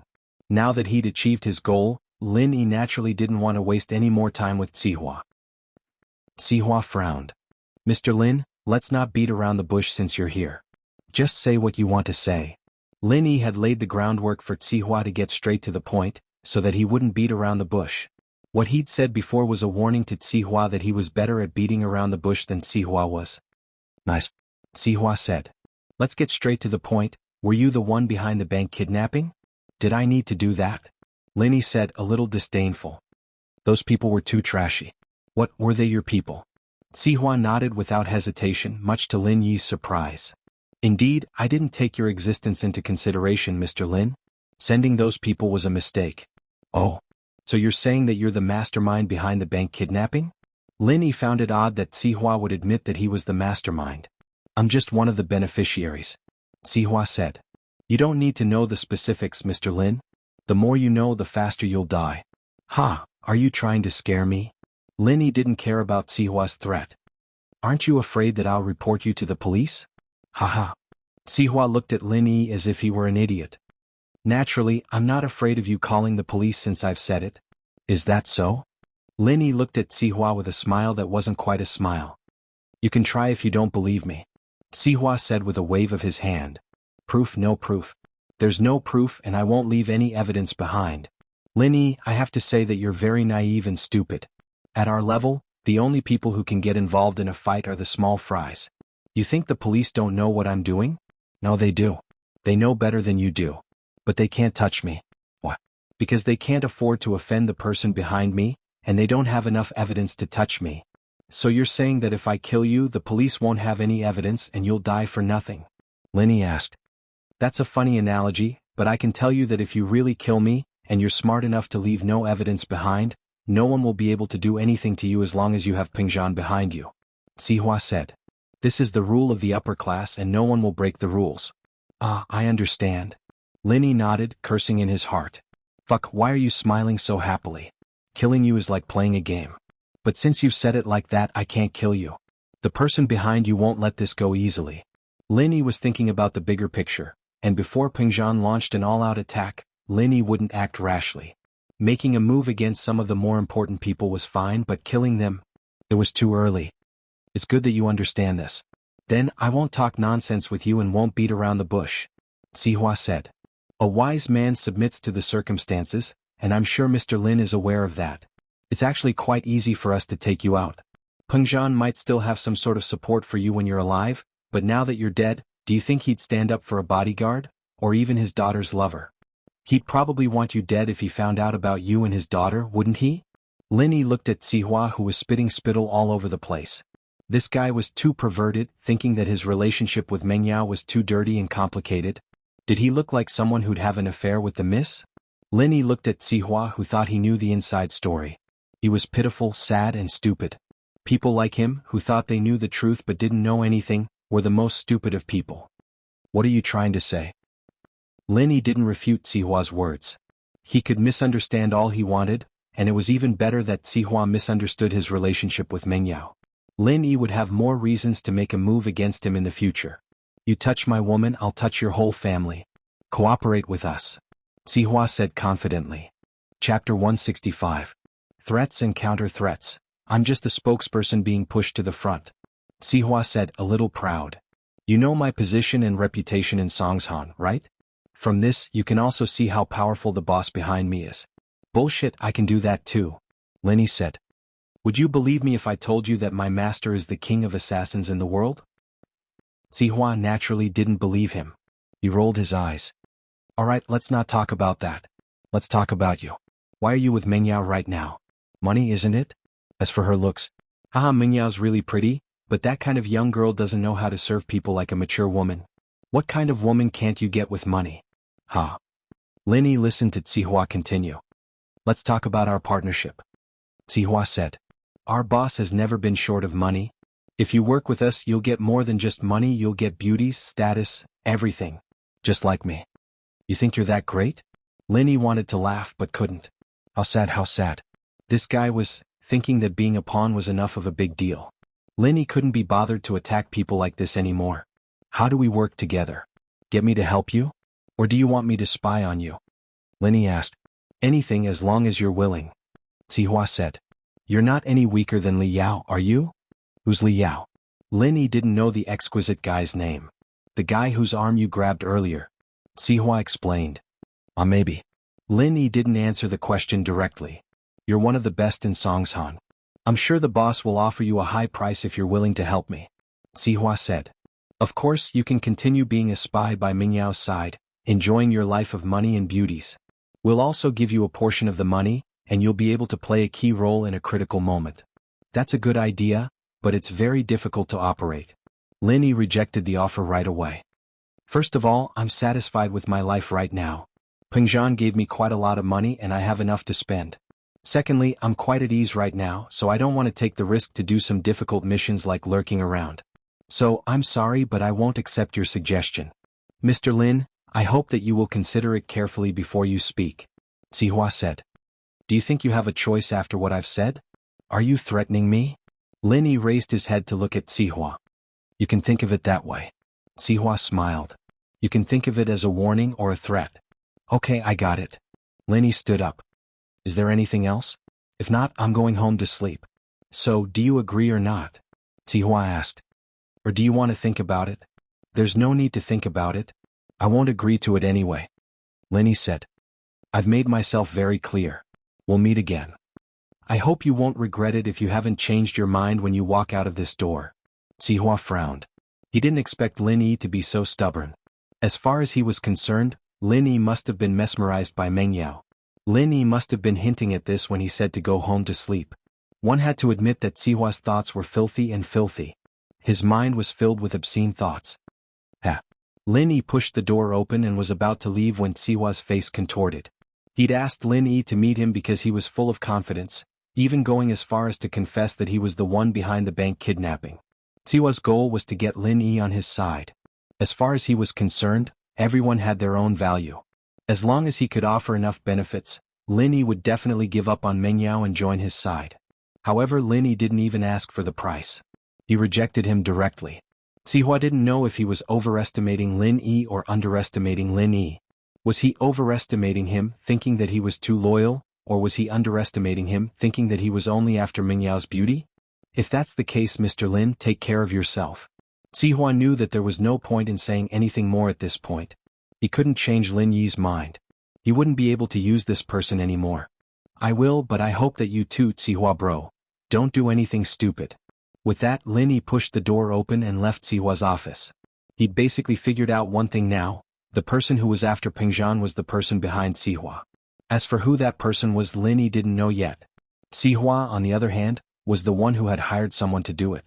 But judging from how confident he was right now, the police wouldn't be able to get any concrete evidence to do anything to Sihua. In other words, the police would at most catch the robbers and the case would end there. Lin Yi wasn't someone who followed the rules, but Sihua hadn't crossed his bottom line yet.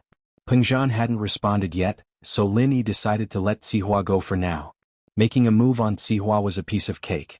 As Sihua had said, he wouldn't leave any evidence if he killed him. At the door, Li Yao and Su Jiaonong didn't stop Lin Yi, allowing him to leave. They wouldn't do anything without Sihua's orders. Lin Yi walked out of the bar, got into Yushu's yellow beetle, and drove away from the floating cloud bar. Meng Yao's Audi S5 had already left, and Faubert must have asked someone to drive it back. Fuck, you dare threaten me? It was only after Lin Yi was out of the bar that Sihua waved to the skeleton man behind him. Zhonglong, you and Li Yao take care of this man. He'll be trouble sooner or later if he doesn't work for me. Yes. Zhonglong did not say much. He responded indifferently and walked out of the room. Zhonglong was the golden class late phase peak master that Sihua's boss had assigned to him. He had a domineering name, Zhonglong, the same as Zhonglong and Jianghu from the Seven Heroes and Five Righteous. Zhonglong didn't say anything, but he still felt that he could deal with Lin Yi alone. There was no need for Li Yao to go with him. But since he was under Sihua's command, Zhonglong agreed to it. With Zhonglong and Li Yao together, Li Yao naturally became the driver. It couldn't be helped since Zhonglong was stronger than Li Yao. Chapter 166. A big gift. Lin Yi naturally didn't think that Sihua would just let things go like that. The jade on his neck started giving him a warning not long after. Lin Yi smiled faintly as he looked at the rearview mirror. It wasn't long before a black van caught up to Lin Yi. It had just entered his line of sight and wasn't too close, but the jade's warning told Lin Yi that it was 100% certain that the van was after him. If it weren't for the jade, Lin Yi wouldn't have been able to determine if the van was after him or not. It would have taken him some time to determine if the van was after him or not. It was a cheat that saved Lin Yi a lot of precious time. It wasn't that useful in the city, but on the battlefield, a second's notice of an enemy's presence could be the difference between life and death. Lin Yi wasn't in a hurry to go home now that he was sure that the van was after him. He turned the steering wheel and drove away from the villa area. Lin Yi wasn't familiar with the map of Songshan, but he knew this road. Tang Yin's slums were right up ahead, and after that was the national highway that led to a forest. Lin Yi had passed by this place when he'd taken the train, and he'd had a deep impression of the place. Long bro, that kid changed his way, did he notice us? Li Yao asked Zhonglong, who was beside him. So what if he did? Zhonglong said disdainfully. He's going to die no matter what.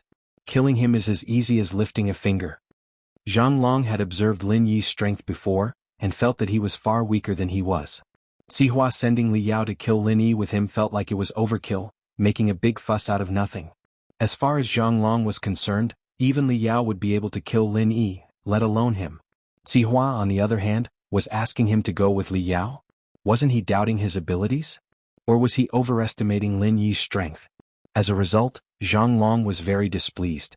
He had a high and mighty attitude when it came to Lin Yi, not even bothering to make a move. He'd let Li Yao do it later if he could. He didn't even bother. Li Yao, on the other hand, didn't think that Zhang Long was boasting. After all, Zhang Long's strength was clear for all to see. He was only an early phase golden class while Li Yao was a late phase peak golden class. The difference was like heaven and earth. Should we report this to Sihua bro? Li Yao asked. Sihua bro didn't know any martial arts, but he was someone the boss valued, so Li Yao and Zhang Long had to listen to him. Zhang Long, on the other hand, didn't think too highly of Sihua. He would carry out Sihua's orders, but he looked down on him from the bottom of his heart. It's fine, Sihua bro only told us to kill Lin Yi. He didn't say how or where, Zhang Long said. Alright, I'll follow you. Li Yao nodded. After passing through the slums and out of Songzhan, Lin Yi sped up. The beetle's performance wasn't bad, at least it was faster than the van behind. Damn, this broken beetle is pretty fast. If I had known, I wouldn't have driven this van. Li Yao grumbled. He did not expect Lin Yi to change lanes at the last minute and head for the outskirts. If they were driving in the city, speed would not be much of an advantage. After all, there were many cars, but it was a different story once they were out of the city. This kid wants to get rid of us? Zhang Long frowned. I don't know, but our car is at a disadvantage. It won't be easy to catch up to him. Li Yao said. Zhang Long was about to say something when he saw Lin Yi's beetle parked on the side of the road. Lin Yi got out of the car and stood in the middle of the road, walking towards his car. Fuck, what does he want? Is he announcing to us that he's discovered us, and that he's going to stand in the middle of the road and talk to us? Li Yao guessed. Asterisk. Zhang Long nodded after hearing Li Yao's explanation. This was the only explanation. Otherwise, who would be stupid enough to stand in the middle of the road and block a car? Wasn't he afraid of death? Long bro, should we stop the car and talk to him? Li Yao asked. Stop the car? Stop my ass. Zhang Long smiled coldly. Since this guy wants to die, then don't blame us for not holding back. Long bro, you mean? Li Yao paused, a little uncertain. Just run him over and kill him. Zhang Long humphed, a mocking smile on his face. A golden class early phase peak dying in a car accident? TSK, what a tragedy. He won't be able to rest in peace. Li Yao understood what Zhang Long meant. Zhang Long's idea was too evil. Martial artists could die in battle, but they couldn't die in vain. If they died for no reason at all, they wouldn't be able to rest in peace. With his and Zhang Long's combined strength, it shouldn't be a difficult task to kill Lin Yi. However, Zhang Long didn't even bother to make a move.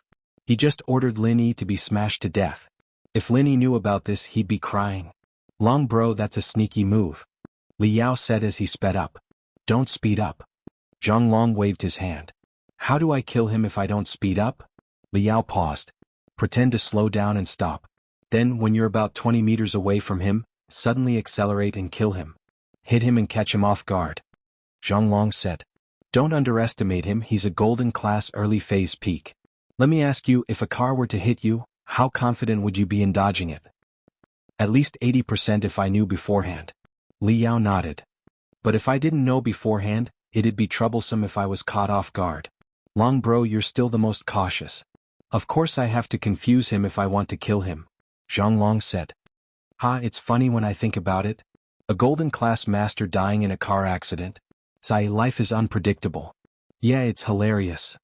Li Yao said. But this way no one will suspect anything. The police will just think it was a traffic accident. The van slowed down as it neared Lin Yi and flashed its turn signal, giving off the impression that it was going to stop.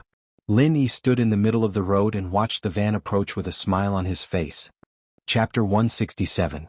The two unlucky masters. Lin Yi would do things even if he didn't have any proof.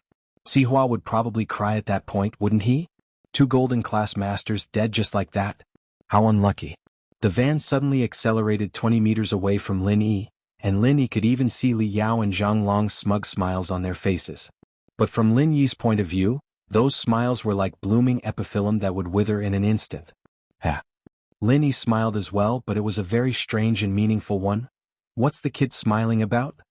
Li Yao was a little confused as he stepped harder on the accelerator, but the pedal was already at its limit. There was no point in stepping any further. Who knows? Let's just run him over and find out. Zhang Long ordered Li Yao, feeling a little uncomfortable from Lin Yi's smile. Lin Yi didn't seem to notice Li Yao speeding up as he stood in the middle of the road like a warrior about to die. Ha! A smile appeared on Li Yao's face as he watched the van crash into Lin. Lin Yi, on the other hand, dodged to the right the moment the van came crashing down on him, landing beside Li Yao's driver's seat and kicking the van's left front tire. With a loud bang, the van's left tire exploded, and the car lost its balance as it spun to the left, making an arc in front of Lin Yi before crashing through the guardrail on the side of the national highway and falling into the mountain stream. The van flipped a few times in the air before landing at the bottom of the mountain stream, sparking with a loud bang. Lin Yi looked down the mountain stream and waited for a while. There was no one coming out of the van, and the van was burnt beyond recognition. It was only then that Lin Yi turned to leave. Of course, before he left, Lin Yi pushed back the sharp blade in his shoe. As strong as Lin Yi was, he didn't have the confidence to burst a moving tire with one kick, and even if the air leaked, he didn't have the confidence to make the tire deflate. So, using external force was the best way. Lin Yi always had a hidden blade in his shoes. He'd modified it on a whim when he watched Detective Conan. It wasn't very useful, but it could definitely come in handy under certain circumstances. Just now, for example, he'd only needed to stretch out his leg and have enough willpower to stabilize his body and leg, and the blade would have been enough to shred a spinning tire to pieces. Of course, he was the only one who dared to do something as dangerous as this. A normal person would have lost their footing in there. 2 golden class masters, 1 early phase and 1 late phase peak. In Song's Han, they'd be considered masters among masters. Wasn't it a little too much to lose their footing? Lin Yi sighed as he looked at the burnt van, shaking his head. He wondered how Zihua would feel if he knew that 2 of his golden class masters had died just like that. The most frustrating thing was that he couldn't prove that he was the one who did it, could he? It looked like a traffic accident. Was this what Zihua meant by a fight between the upper echelons? Even if Zihua knew that he did it, he couldn't prove it without any evidence. But even if Zihua did find Lin Yi's going to tell him that he didn't know anything, and give Zihua the false impression that the 2 guys had a flat tire and fell off the cliff out of bad luck. It'd be frustrating. Going for wool and coming home shorn. Zihua was the only one who could understand this feeling. Lin Yi turned around and walked to Yushu's beetle. He started the car and drove towards the villa area. This was a national highway with bad roads, and there weren't any streetlights at night. There weren't many cars passing by, and Lin Yi hadn't seen a single car for so long, so he wasn't worried that someone would notice. The lights were still on when Lin Yi got back to the villa. Lin Yi didn't park the car in Yushu's garage, but in Mingyao's yard instead. Lin Yi didn't have a car to drive, so he'd borrow Yushu's car for the time being. She wouldn't object to it anyway. The villa's gate opened, perhaps due to the sound of the car being parked. It wasn't Mingyao or Yushu but Faubert. "Mr. Lin, you're back." Faubert nodded at Lin Yi. "Faubert, you're still here?" Lin Yi was a little puzzled. He'd gone to deal with 2 golden class masters, and it had taken him at least an hour to get to the middle of the national highway. Why hadn't Faubert returned yet? Under normal circumstances, Faubert would leave immediately after sending Mengyao and Yushu to the villa. "Mr. Chu is here too. Please come in, Mr. Lin," Faubert said to Lin Yi. "Oh, Uncle Chu is here too?" Lin Yi didn't expect Peng Zhan to come to the villa this late at night. Lin Yi followed Faubert into the villa and saw Mengyao and Yushu sitting on the big sofa with their heads lowered like obedient babies. On the other side of the sofa, Peng Zhan was lecturing them about something with a dark face. He only squeezed out a smile when he saw Lin Yi come in. "You're back. Please have a seat." Mengyao looked at Lin Yi, feeling wronged. Yushu was right, her father's attitude towards him was too good. It was a little too much. He didn't even treat her like this, scolding her when she came back, but Lin Yi came back with a face full of smiles. If she didn't know her father's character, she would have thought that Lin Yi was his bastard child. If it weren't for Lin Yi, would she have gone to drink in a bad mood? Besides, she didn't even drink a single sip. The difference between her and Lin Yi's treatment was like heaven and earth. She really didn't know what her father was thinking, treating a playboy like this so well. If she told her father about how he hooked up with other girls at school and in the bar, would her father still treat him like this? Of course, Mengyao was just thinking about it. She couldn't say it out loud and she was too embarrassed to say it out loud. "Lin Yi, you've worked hard. It's all thanks to you tonight." Peng Zhan smiled at Lin Yi. "It's nothing, Uncle Chu." Lin Yi smiled. "I didn't do anything actually. These 2 kids just don't listen. Old Chin gave his daughter to me and I didn't take good care of her. She went out with Yao Yao to cause trouble?" Peng Zhan said. If it weren't for you, who knows what would have happened. Chapter 168. An overbearing display. Oh? Peng Zhan blinked, not expecting Lin Yi to speak up for Meng Yao and Yushu. Meng Yao raised her head to look at Lin Yi as well. From what she knew, Lin Yi wouldn't put in a good word for her even if he didn't hit her when she was down, would he? After all, her attitude towards him today had been really bad. Things are a little weird today, Uncle Chu. Maybe we can talk in my room? Lin Yi didn't want Meng Yao and Yushu to know too much, and it wouldn't be a good thing for them to worry about. Peng Zhan nodded before looking at Meng Yao and Yushu. Yao Shu, you guys go upstairs and get some rest, we'll call it a day. I have something to talk to you about. Oh. Meng Yao wasn't someone who didn't understand things. She could tell from Lin Yi's tone that Lin Yi had discovered something at the bar, probably something related to her father's competitor. Thinking back to Lin Yi's weird behavior at the bar, Meng Yao understood as well. The person who'd been targeting her and Yushu earlier was probably doing it on purpose. Meng Yao pulled Yushu upstairs, and Lin Yi sat on the sofa Meng Yao and Yushu had been sitting on earlier. Lin Yi, what's up? Peng Zhan gestured at Lin Yi. Uncle Chu, have you heard of this Li Zihua? Lin Yi didn't need to beat around the bush with Peng Zhan. Li Zihua. Peng Zhan frowned. I know him, Safflower Real Estate, one of Peng Zhan Industries' main competitors in Songshan. Ah, he's the one who did the bank kidnapping. Lin Yi said. A shocked expression appeared on Peng Zhan's face. We're competitors, but we have connections in the city. Normally we'd split the projects 50-50. What's the point of kidnapping Yao Yao? According to him, there's someone behind him and he's just one of the stakeholders. He should have partners, Lin Yi said. Peng Zhan had heard that there was someone behind Zihua, but he didn't know who it was. In just over a decade, a person who had been released from prison managed to prosper and establish Safflower Holdings from scratch. There were also several hotels, bars, entertainment centers, and other industries under it. Such a scale was not something that could be achieved through hard work alone. Zihua, however, was only released in the late 90s, and only entered the real estate business 2,000 years ago. Without a strong backer and support, the company wouldn't be what it was today. Zihua, on the other hand, was only released in the late 90s, and only entered the real estate business 2,000 years ago. How did you find out about this? Peng Zhan fell into deep thought. What Lin Yi had told him today was too shocking. He'd thought that the kidnapper was just one of the shareholders in the company, and he'd already had a suspect in mind, but now it seemed that there was more to it than meets the eye. Zihua told me that himself, Lin Yi said. He told you that himself? Peng Zhan was in disbelief. He wants to rope me in, get me to work for him or work as a spy for Miss Chu, Lin Yi said. Peng Zhan nodded, not asking if Lin Yi had agreed to Zihua's suggestion. Since Lin Yi was telling him about it, it meant that Lin Yi had rejected Zihua's suggestion. I didn't think that he'd set his eyes on Peng Zhan Industries as well. Peng Zhan sighed deeply. I thought it was just an internal conflict and I didn't do anything about it out of consideration for my father. But some people have started colluding with outsiders to attack Peng Zhan Industries. I didn't expect it to be this complicated. Peng Zhan's words were filled with helplessness and sorrow. Lin Yi could sense it and he understood how he was feeling. He'd said it before, that most of the shareholders were the sons and nephews of Elder Chu's right-hand men. Do you need me to do anything? Lin Yi raised his head to look at Peng Zhan. Siwa's background is very complicated, and he walks the line between black and white. I don't want to make him my enemy if it's not necessary, Peng Zhan said helplessly. It looks like we'll have to start from within the company. Lil Yi, just protect Yao Yao and Shu. Leave these things to me. Uncle Chu, I can actually share some of the burden with you. Lin Yi smiled. Zihua, he'll come after us even if we don't provoke him, just like how he sent 2 masters after me when I rejected his suggestion. What? Zihua sent people after you? Peng Zhan froze, looking at Lin Yi in shock. He didn't expect Zihua to make a move just like that.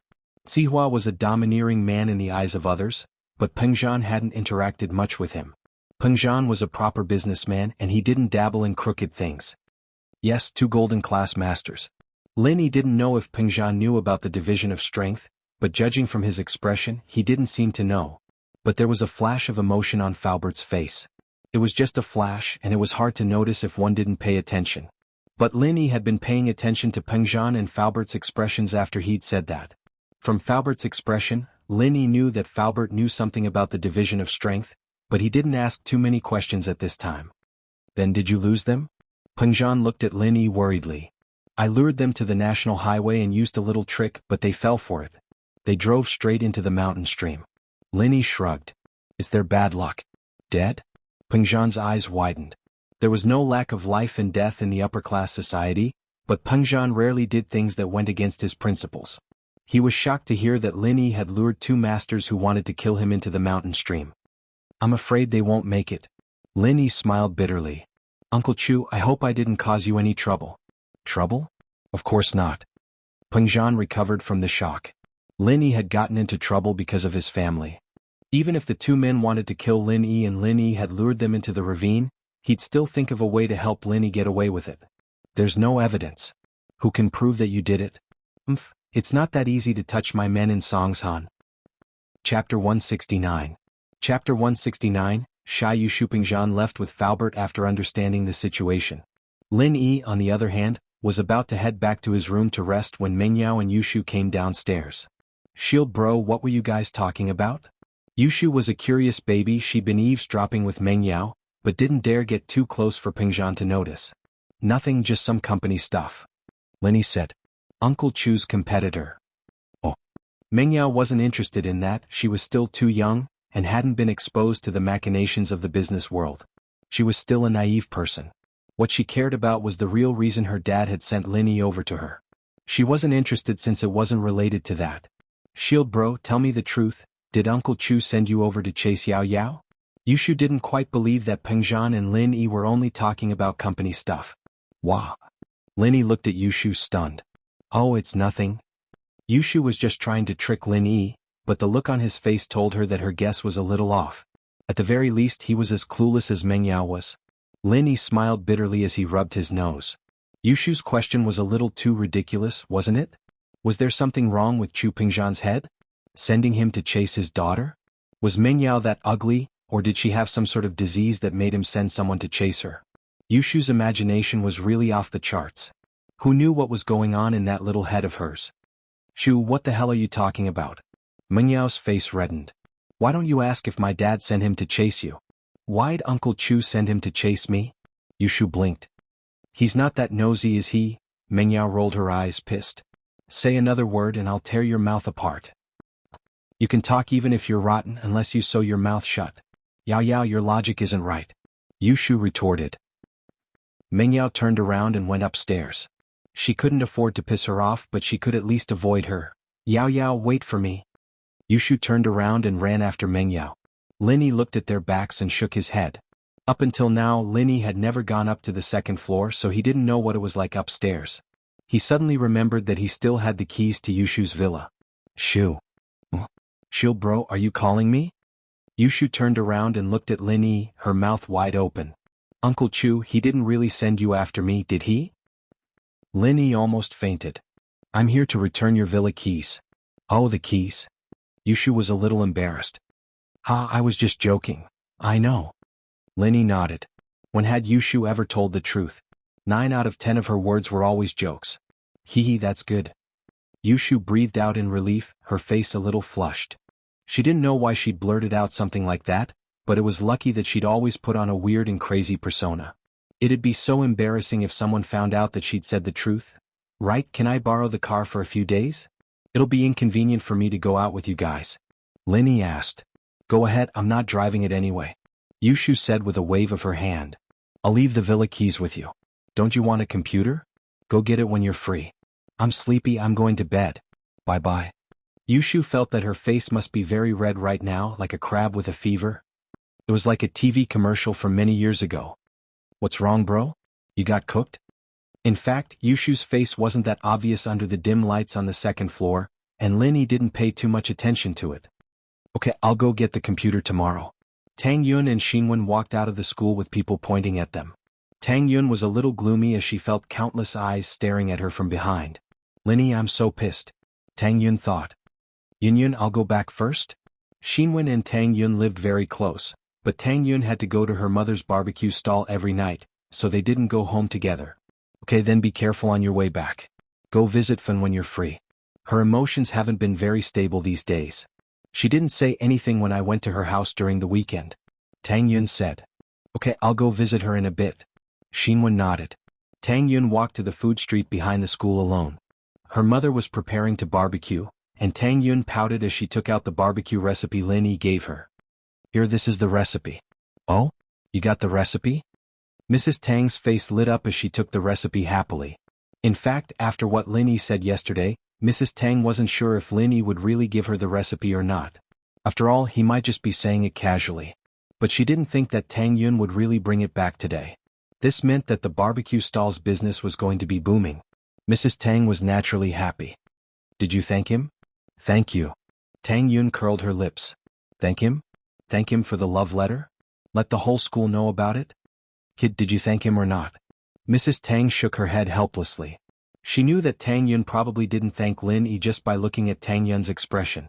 Her daughter was good at everything, but her personality was a bit arrogant and virtuous.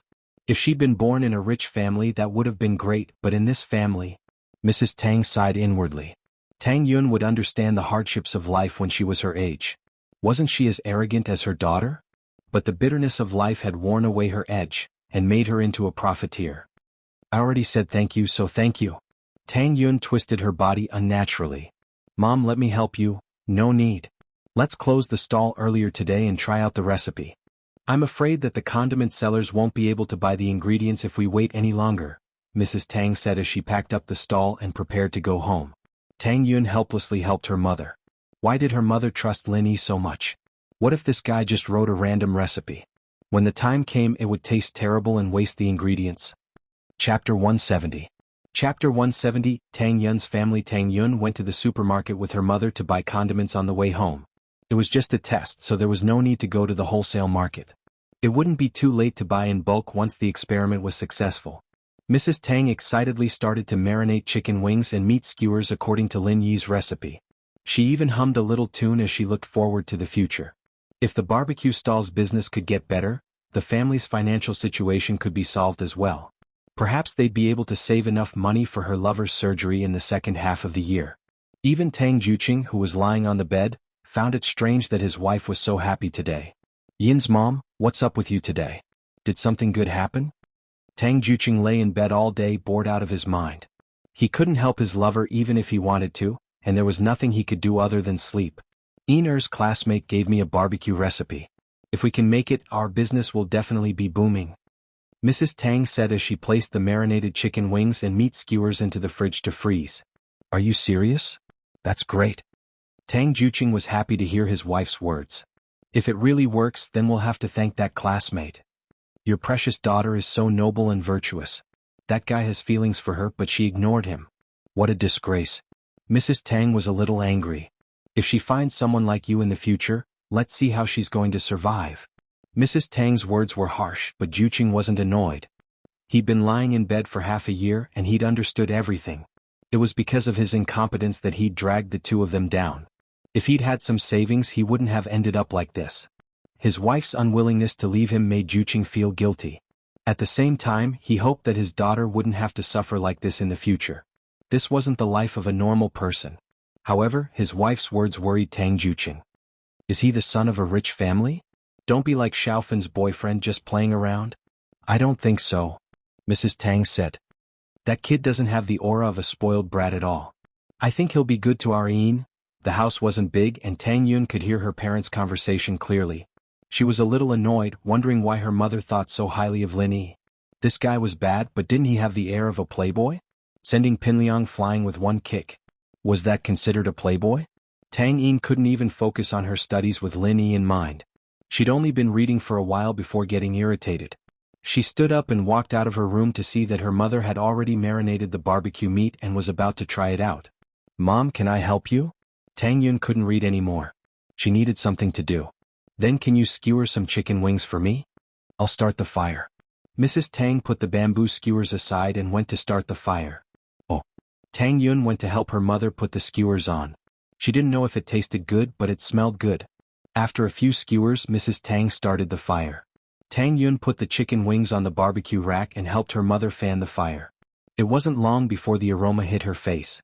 Even Tang Yun, who didn't like meat, couldn't help but salivate. It seemed that Lin Yi wasn't lying. Tang Juqing smelled the aroma as well. Yin's mom, this smells good? What? Are you hungry? Mrs. Tang hadn't tried it yet, but the aroma alone was enough to tell that it was good. If they roasted it in front of the school or at the food street, there would be a lot of customers. It'll be ready soon. You can try it first. Tang Juqing was a little embarrassed. He was lying on the bed and couldn't do anything. The mother and daughter had good food, but they gave it to him first. This made Tang Juqing feel very useless. If it wasn't for his deep relationship with his wife, Tang Juqing knew that if anything happened to him, his wife would be very sad. He wanted to commit suicide. Don't be fooled by his wife's usual complaints, saying that she had made the wrong choice back then. However, she was still busy every day for the sake of the family, taking care of the family in good order. Give this chicken wing to your dad to try. Mrs. Tang passed a grilled chicken wing to Tang Yin, asking her to give it to Tang Juqing. Tang Yun took the chicken wing and swallowed her saliva as she looked at the golden chicken wing.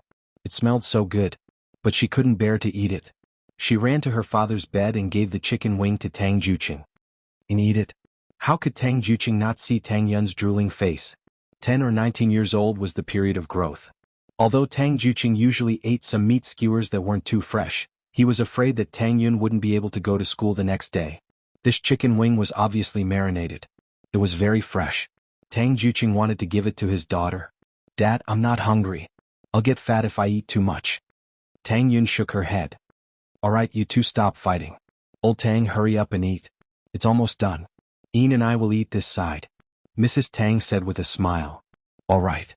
Tang Juqing nodded after hearing his wife's words. He took a bite and gave a thumbs up. You don't say.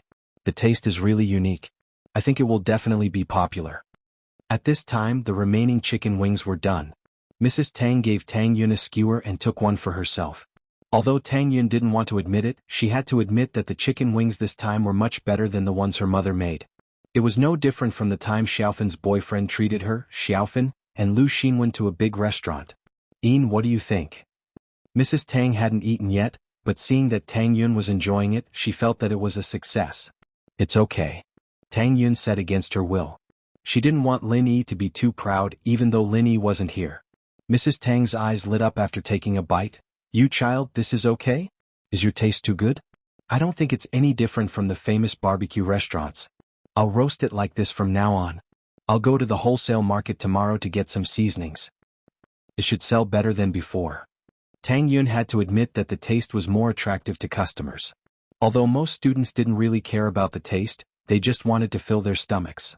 It was fine as long as it was better than the school cafeteria.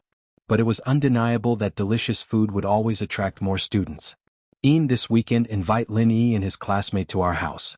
I'll treat them to barbecue to thank them. Mrs. Tang said happily. Of course, she didn't forget the person who dug the well. Chapter 171. Chapter 171, Threats. Lin Yi was woken up by a ringtone early in the morning. Lin Yi had experienced the benefits of sleep these past couple of days. It was a great way to replenish energy. Hello. Lin Yi picked up the phone, still in a daze. Lin Yi? A familiar voice came from the other side. It's Ling Shan. Oh, Lioness, hello. Lin Yi said, still in a daze. What the hell? Lin Yi, what did you call me? Ling Shan exploded at Lin Yi's words. I dare you to say that again. Lin Yi had thought that Ling Shan was a bit violent, so he'd subconsciously given her the nickname Lioness. He hadn't called her that when he was awake, but now that he was in a daze, he blurted out what he was thinking. Fuck. I'm dreaming, fighting a lioness. Lin Yi said, a little embarrassed as he woke up. He couldn't say that out loud even if he was thinking it. Ling Shan humphed coldly. She knew that Lin Yi was probably bullshitting, but she wasn't in the mood to argue with him. Do you have time? What for? Lin Yi asked. I'll go to your school later. Captain Yang told me to look for you. Ling Shan said. Help me solve this case. Ling Shan was at her wit's end. Searching in the forest was extremely difficult, and there were some dangerous areas that she couldn't send people in one by one. She dragged it out for a few days and there was no progress at all. She remembered Huaijuan's request and decided to give it a try. She called up Lin Yi. Truth be told, she wouldn't have called Lin Yi if it weren't for the fact that she trusted Huaijuan as a brother. In her eyes, Lin Yi was just Mingyao's bodyguard. What could he possibly do? Ah. Lin Yi smiled faintly. Ling Shan had come to him after all. Alright, but you'll have to help me get a day off first. I can't just skip class all the time, can I? Skipping classes all the time? I'll use you for one day, alright? Ling Shan said, pissed. What does it have to do with me when you skip classes all the time? Yesterday I skipped class because of Brother June, and today I skipped class because of you. Isn't it all your team's business? Lin Yi said. Brother Jun? Captain Yang? Ling Shan paused, not expecting Huaijuan to talk to Lin Yi yesterday. Naturally, she didn't think that Lin Yi was making things up. There was no reason for Lin Yi to lie about something like this. She could verify it with a phone call. Alright, I'll talk to your dean first. Alright, wait for me at the food street next to school. There aren't many people there in the morning. Lin Yi said as he got out of bed, getting ready to get dressed. Lin Yi had planned to go to school with Mingyao and Yushu today, since he'd been absent for the past couple of days. Jifeng wouldn't say anything about it, but he was still a student. He couldn't always get special treatment, could he? Mingyao and Yushu hadn't really touched the food last night, and Lin Yi didn't feel like eating it. He'd just leave it for the two of them and he'd ask Lingshan for help later. She wouldn't be too stingy, would she? In fact, even if Lingshan hadn't come to Lin Yi would have wanted to dig out the kidnappers anyway. There was no reason for him to spoil Zihua now, since he'd already fallen out with him. He'd deal with these small fries first. He left a note for Mengyao, telling her that he still had things to do today. Lin Yi then drove Yushu's yellow beetle out. He didn't know if Faubert had gotten his driver's license back yet, but he'd let Huaijuan handle it himself. Faubert still needed to use his connections. As he drove past the slums, Lin Yi subconsciously slowed down. He saw Tang Yun standing in front of the bus stop, waiting for a bus. The little rascal who harassed Tang Yun yesterday was there as well. He was waving his arms and legs excitedly, talking to Tang Yun.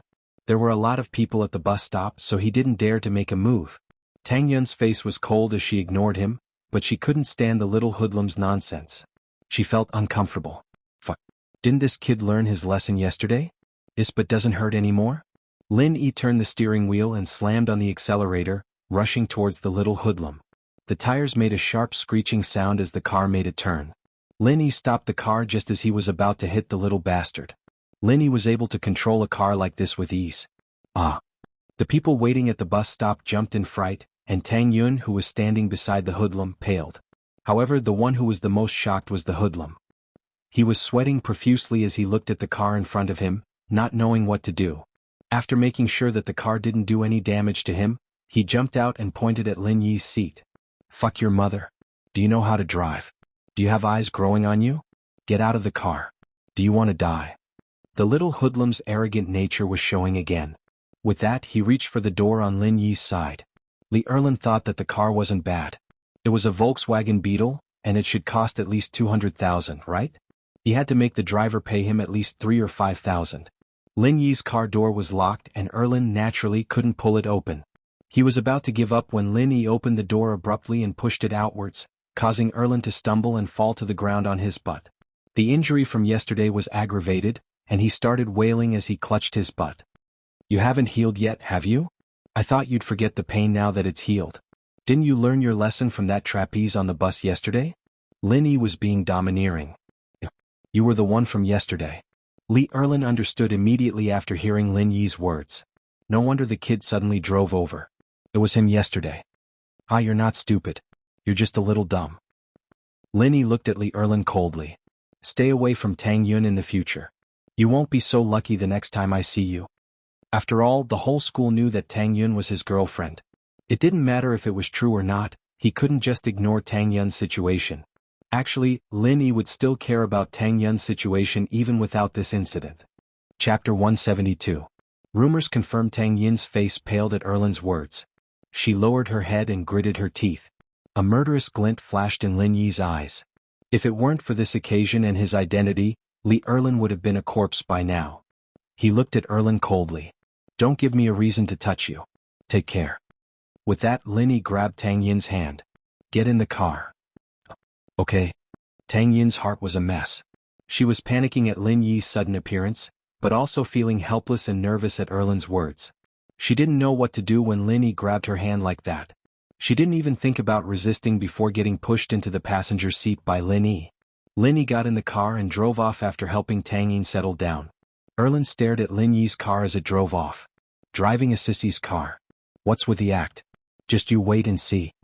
Erlin didn't dare do anything to Lin Yi back at the bus stop. The fact that Lin Yi had thrown him out of the bus yesterday had shaken him quite a bit. At the very least, he could tell that Lin Yi was quite strong, and his butt was still injured. He'd be at a disadvantage if he fought with Lin Yi. But Erlin wasn't going to let it go just like that.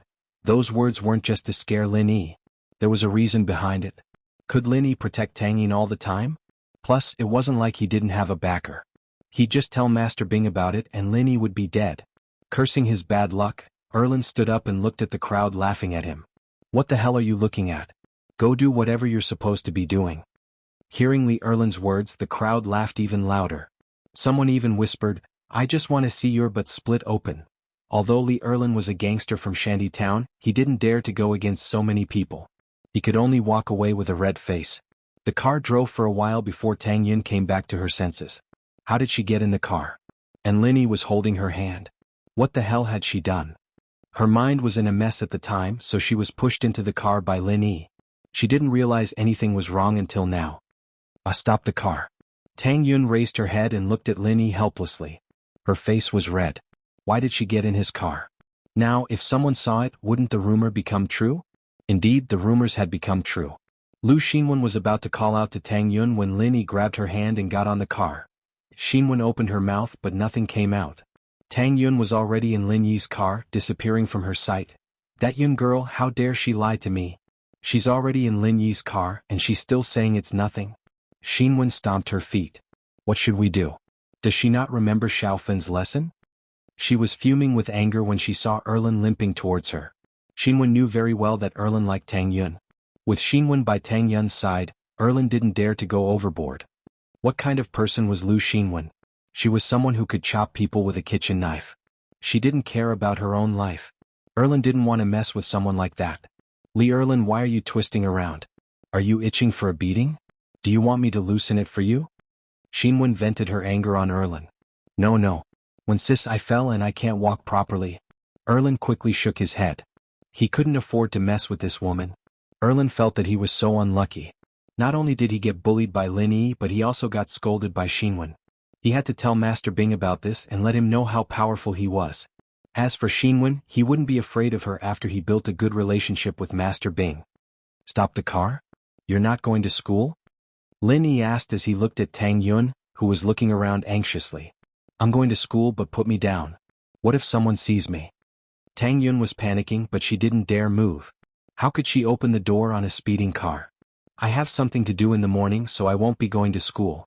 I'll drop you off at the food street later, Lin Yi smiled. Is that okay now? Why are you like this? Tang Yun wanted to refute but couldn't find a reason. She could only glare at Lin Yi. Ever since she met Lin Yi, their relationship had become complicated. Believe it or not, I just happened to pass by, Lin Yi shrugged innocently. Tang Yun didn't believe him. How could there be such a coincidence? They met yesterday and they met again today? But Tang Yun pouted. She couldn't argue with Lin Yi and felt wronged. She turned her head and looked out the window, trying not to look at Lin Yi. Yesterday, did you make up a rumor? Tang Yun looked at the scenery outside the window and suddenly remembered that she had something to ask Lin Yi. Yesterday? Lin Yi paused and looked at Tang Yun. He didn't understand. What happened yesterday? You. Tang Yun couldn't tell if Lin Yi really didn't know, or if he was pretending. She gritted her teeth and said, You wrote me a love letter? I wrote you a love letter? Lin Yi paused again. He remembered the rumor in school yesterday and smiled bitterly. Am I such a boring person? If I wanted to pursue you, why would I need to make up a rumor? Although Lin Yi's words were shameless, Tang Yun didn't doubt it this time. Indeed, Lin Yi was right.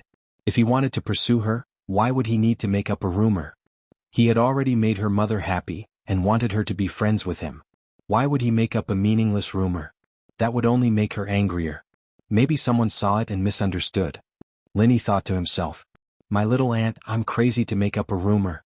There are 2 misses at home and I even lost my temper last night. Oh. Tang Yun replied pitifully.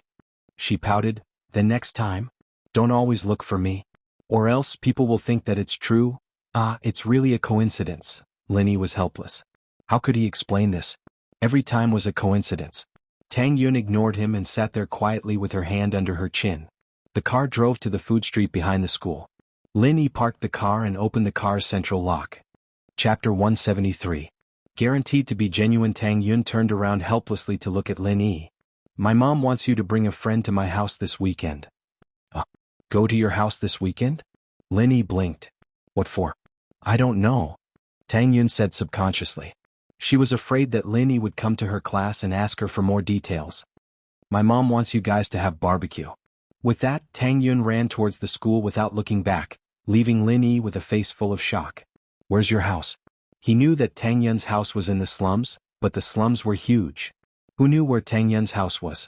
As for why Mrs. Tang had invited him and Kang Xiaobo to barbecue, it was probably because she'd tested the recipe yesterday and found it to be workable. That was why she'd invited Lin Yi and Kang Xiaobo to try it first to show her gratitude. Lin Yi shook his head and closed the car door, waiting for Lingshan. Half an hour later, Lin Yi got another call from Lingshan. Lin Yi, the dean of your school's pretty easygoing, giving you a leave just like that? Where are you? I'll go find you. The food street behind the school. Lin Yi said. He had Jifeng's weakness in his hands, of course he'd give him a leave. Plus, Lingshan had probably told him that it was official business. Jifeng naturally wouldn't stop her from doing stuff like that. Wait for me, I'll be right there. Lingshan hung up with that, and about 10 minutes later, Lin Yi saw a civilian cheetah SUV with a license plate starting with Songji. Songji was a civilian license plate that the police had created for convenience, but the number was already known to the public now. There was no difference between a police car and a police car, and a lot of rich and powerful people would even use their connections to get a license plate like this, just so they could enjoy the privilege of being on the road. Lingshan didn't see Lin Yi when she got to the food street, only seeing a yellow Beetle parked at the roadside. She was just about to give Lin Yi a call when the Beetle's door opened and Lin Yi got out, walking towards her. Your car? Lingshan looked at Lin Yi's Beetle. According to her investigation, Lin Yi was hired by Peng Zhan to protect Meng Yao. There was a possibility that Lin Yi would be assigned a car, but there was no way he'd get a car like this, was there? This didn't fit the image of Lin Yi's bodyguard at all. It's Yushu's. Lend it to me for a couple of days. Lin Yi didn't hide it. There was a license plate on the car and Lingshan could just check the owner if she wanted to. Alright, get in then. Lingshan pointed at the passenger seat. Lin Yi opened the door and got in. Lingshan started the car and drove to the police station. After a while, Lingshan saw that Lin Yi wasn't saying anything. She frowned. Aren't you going to say something? Say what? Lin Yi turned to look at Lingshan, sizing her up. Aren't you the one looking for me? What do you want me to say? I wanted to say that my leg's healed and I'm not afraid of you anymore. You can pinch me all you want. You? Lingshan was a little pissed off. She really didn't know what Captain Yang saw in Lin Yi. Why would he recommend someone like this to her? Lin Yi's shameless words reminded her of the scene in the hospital that day. Bastard. Lin Yi said with a hateful tone.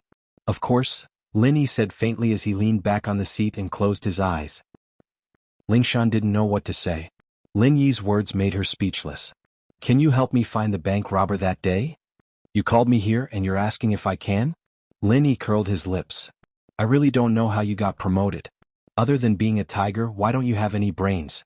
Lingshan almost drove the car into the wall. Wasn't this Lin Yi a little too mean? What did he mean by being a tiger? It was true that she was a little impulsive, rushing to the front every time there was a suspect, but that wasn't a tiger, was it? It was just a little more heroic. But Captain Yang had said that she had this shortcoming. She was the leader, and if she rushed to the front every time, wasn't that just being a hero? Actually, Lingshan didn't really think that much. It was like a war where the commander was the first to rush to the front. It was fine if the commander was a little braver, but if he was careless and got ambushed by the enemy or got injured or even died, then the whole army would be in chaos. Lingshan understood this after the incident. Fortunately, there weren't any major problems and she had time to change. In actuality, Lingshan really was thinking wrongly. Lin Yi's tiger wasn't referring to her bravery in every mission. As far as Lin Yi was concerned, if he had the ability and confidence to take out the enemy, then he would do it himself. He wouldn't let his teammates fight with him. After all, if he had the confidence, then there was no need for unnecessary sacrifices. When Lin Yi said that Lingshan was a tiger, he was actually referring to her carelessness. For example, when her leg was injured. She didn't see it, and when she knew her leg was injured, she still went to massage it. If that wasn't a tiger, then what was? Alright. Then I hope that with your help, young Master Lin, we'll be able to catch those bank robbers that ran away that day. Lingshan gritted her teeth and said hatefully.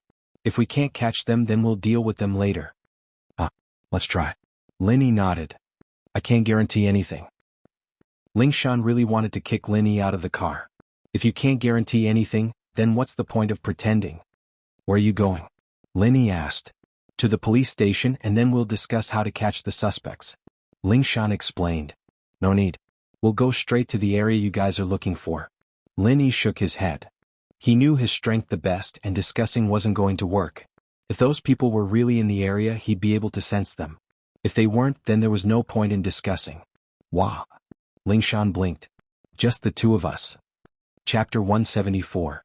Sister-in-law and sister-in-law, why wouldn't I dare? Ling Shan knew that Lin Yi was trying to goad her, but she still agreed to it. It was all because of the words Lin Yi said just now. As a former special ops instructor, Ling Shan had nothing to be afraid of. Even if things didn't work out, she'd be able to escape. As for Lin Yi, since he'd asked for it, he couldn't blame anyone else. As far as Ling Shan was concerned, Lin Yi wasn't a bad fighter, but he hadn't gone through professional training in life and death battles. There was still a gap between them. If Lin Yi dared to go, why wouldn't she? Let's go then. Lin Yi didn't care about Ling Shan's reaction. Ling Shan felt like she was playing the lute to a cow. She'd made such a bold statement, and Lin Yi had to at least give her some sort of response. Even a compliment of bravery would do, but Lin Yi didn't say anything at all. According to the surveillance footage we got from the city management, as well as the traffic footage from the main roads, we can confirm that the suspect is hiding in the forest up ahead. Ling Shan said, suppressing her anger. We also found the car nearby, and we found Baldi and Ma Laoyo's corpses in an abandoned warehouse. Ling Shan explained, suppressing her anger. We also found the robber's car nearby, and we found Baldi and Ma Laoyo's bodies in an abandoned warehouse. The robbers have a lot of cash in their hands. If they leave this place with the cash, they will definitely be noticed by the nearby checkpoints. So we judge that if the kidnappers care about the money, then they must still be nearby. Oh, in other words, if they throw away the money, they might run away? Lin Yi nodded and asked. You could say that.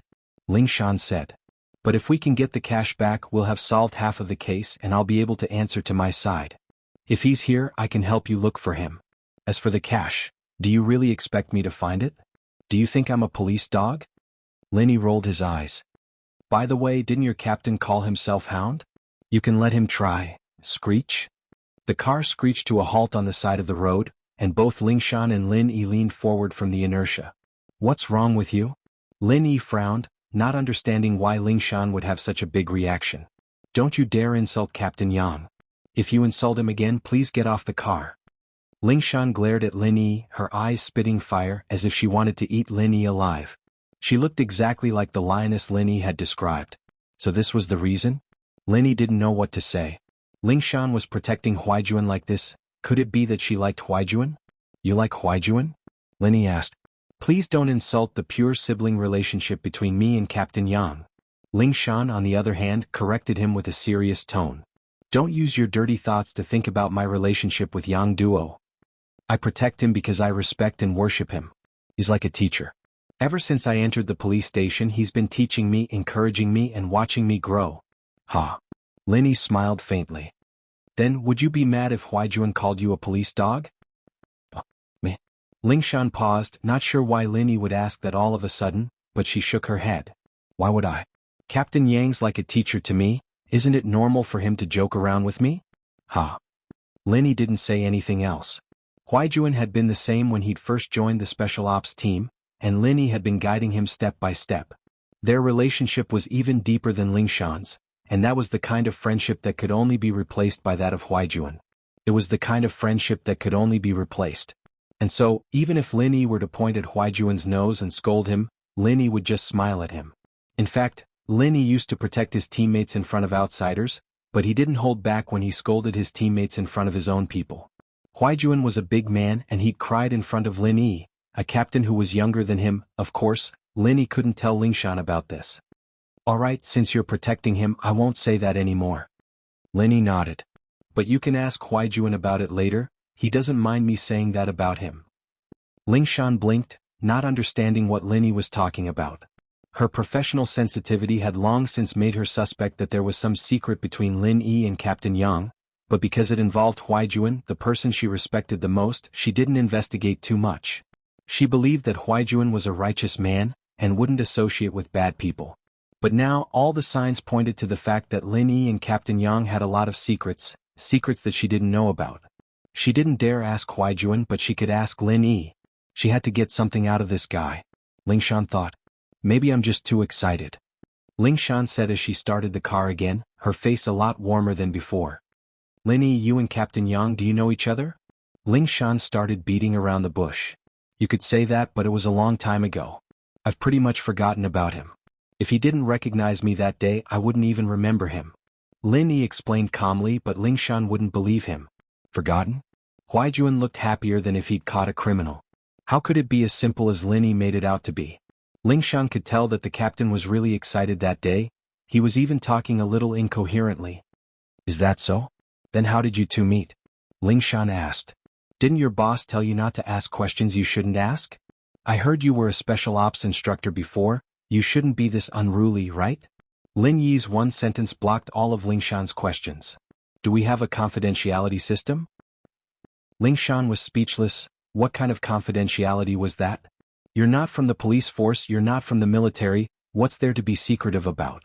Even if Captain Yang was the captain now, how did you get to know him? You couldn't have anything to do with confidentiality, could you? Don't say it if you don't want to, Ling Shan said, trying to provoke him. It's not like we're on a mission, what's there to be secretive about?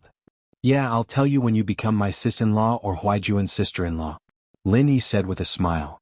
Chapter 175. Chapter 175 Lin Yi's search method. Your sister-in-law? Who's your brother? Captain Yang's sister? Who's Captain Yang's brother? Ling Shan asked, confused by Lin Yi's question. I'm young Huaijuan Jun Bro, Lin Yi said with a smile. You call him Jun Bro? Ling Shan understood what Lin Yi meant right away.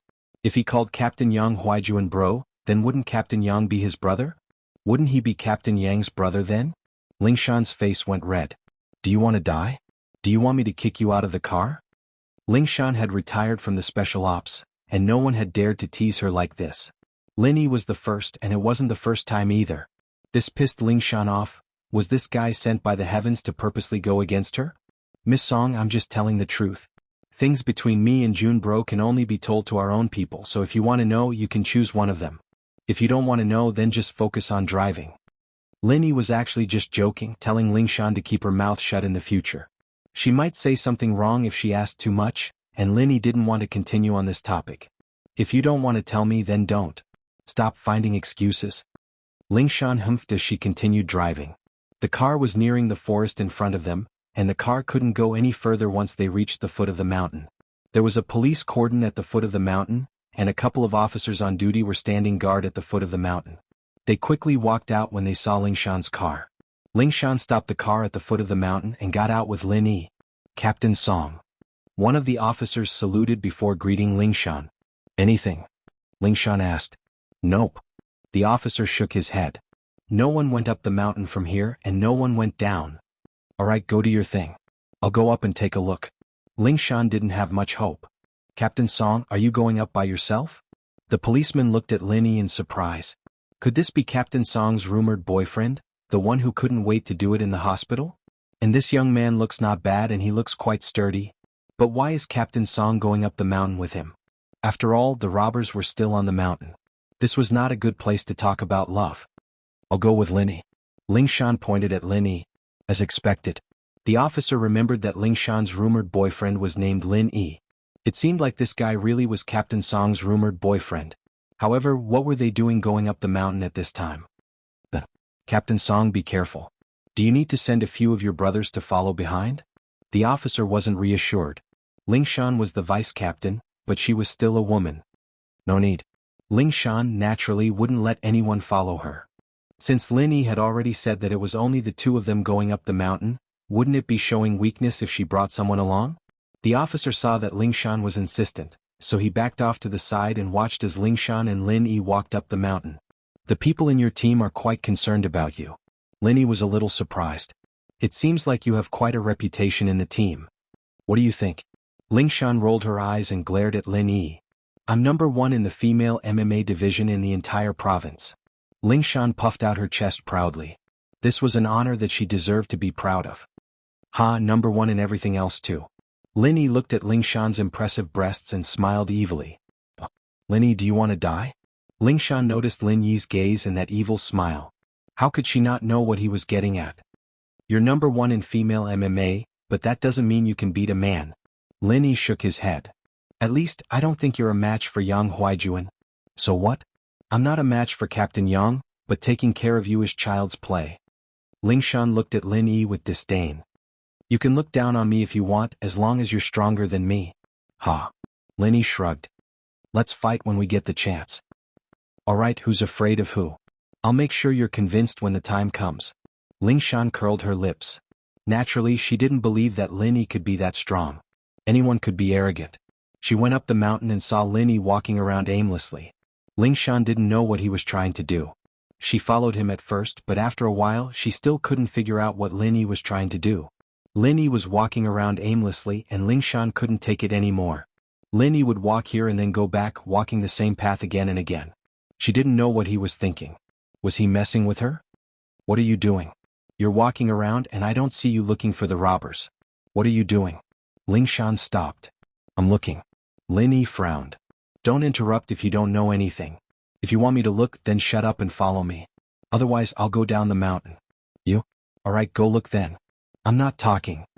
Ling Shan was infuriated, she was just asking, and Lin Yi was scolding her for it. Fine, she'd like to see if he could find the robbers with this kind of method. When he can't find the robbers, we'll settle our old and new debts together. Didn't you want to fight? Fine, now it was. Lin Yi didn't have time to care about what Ling Shan was thinking. He was paying attention to the changes in his jade. Lin Yi didn't have absolute confidence that the jade would warn him when he got close to the robbers. After all, the enemies he'd found with the jade all had deep grudges against him, wanting nothing more than to kill him.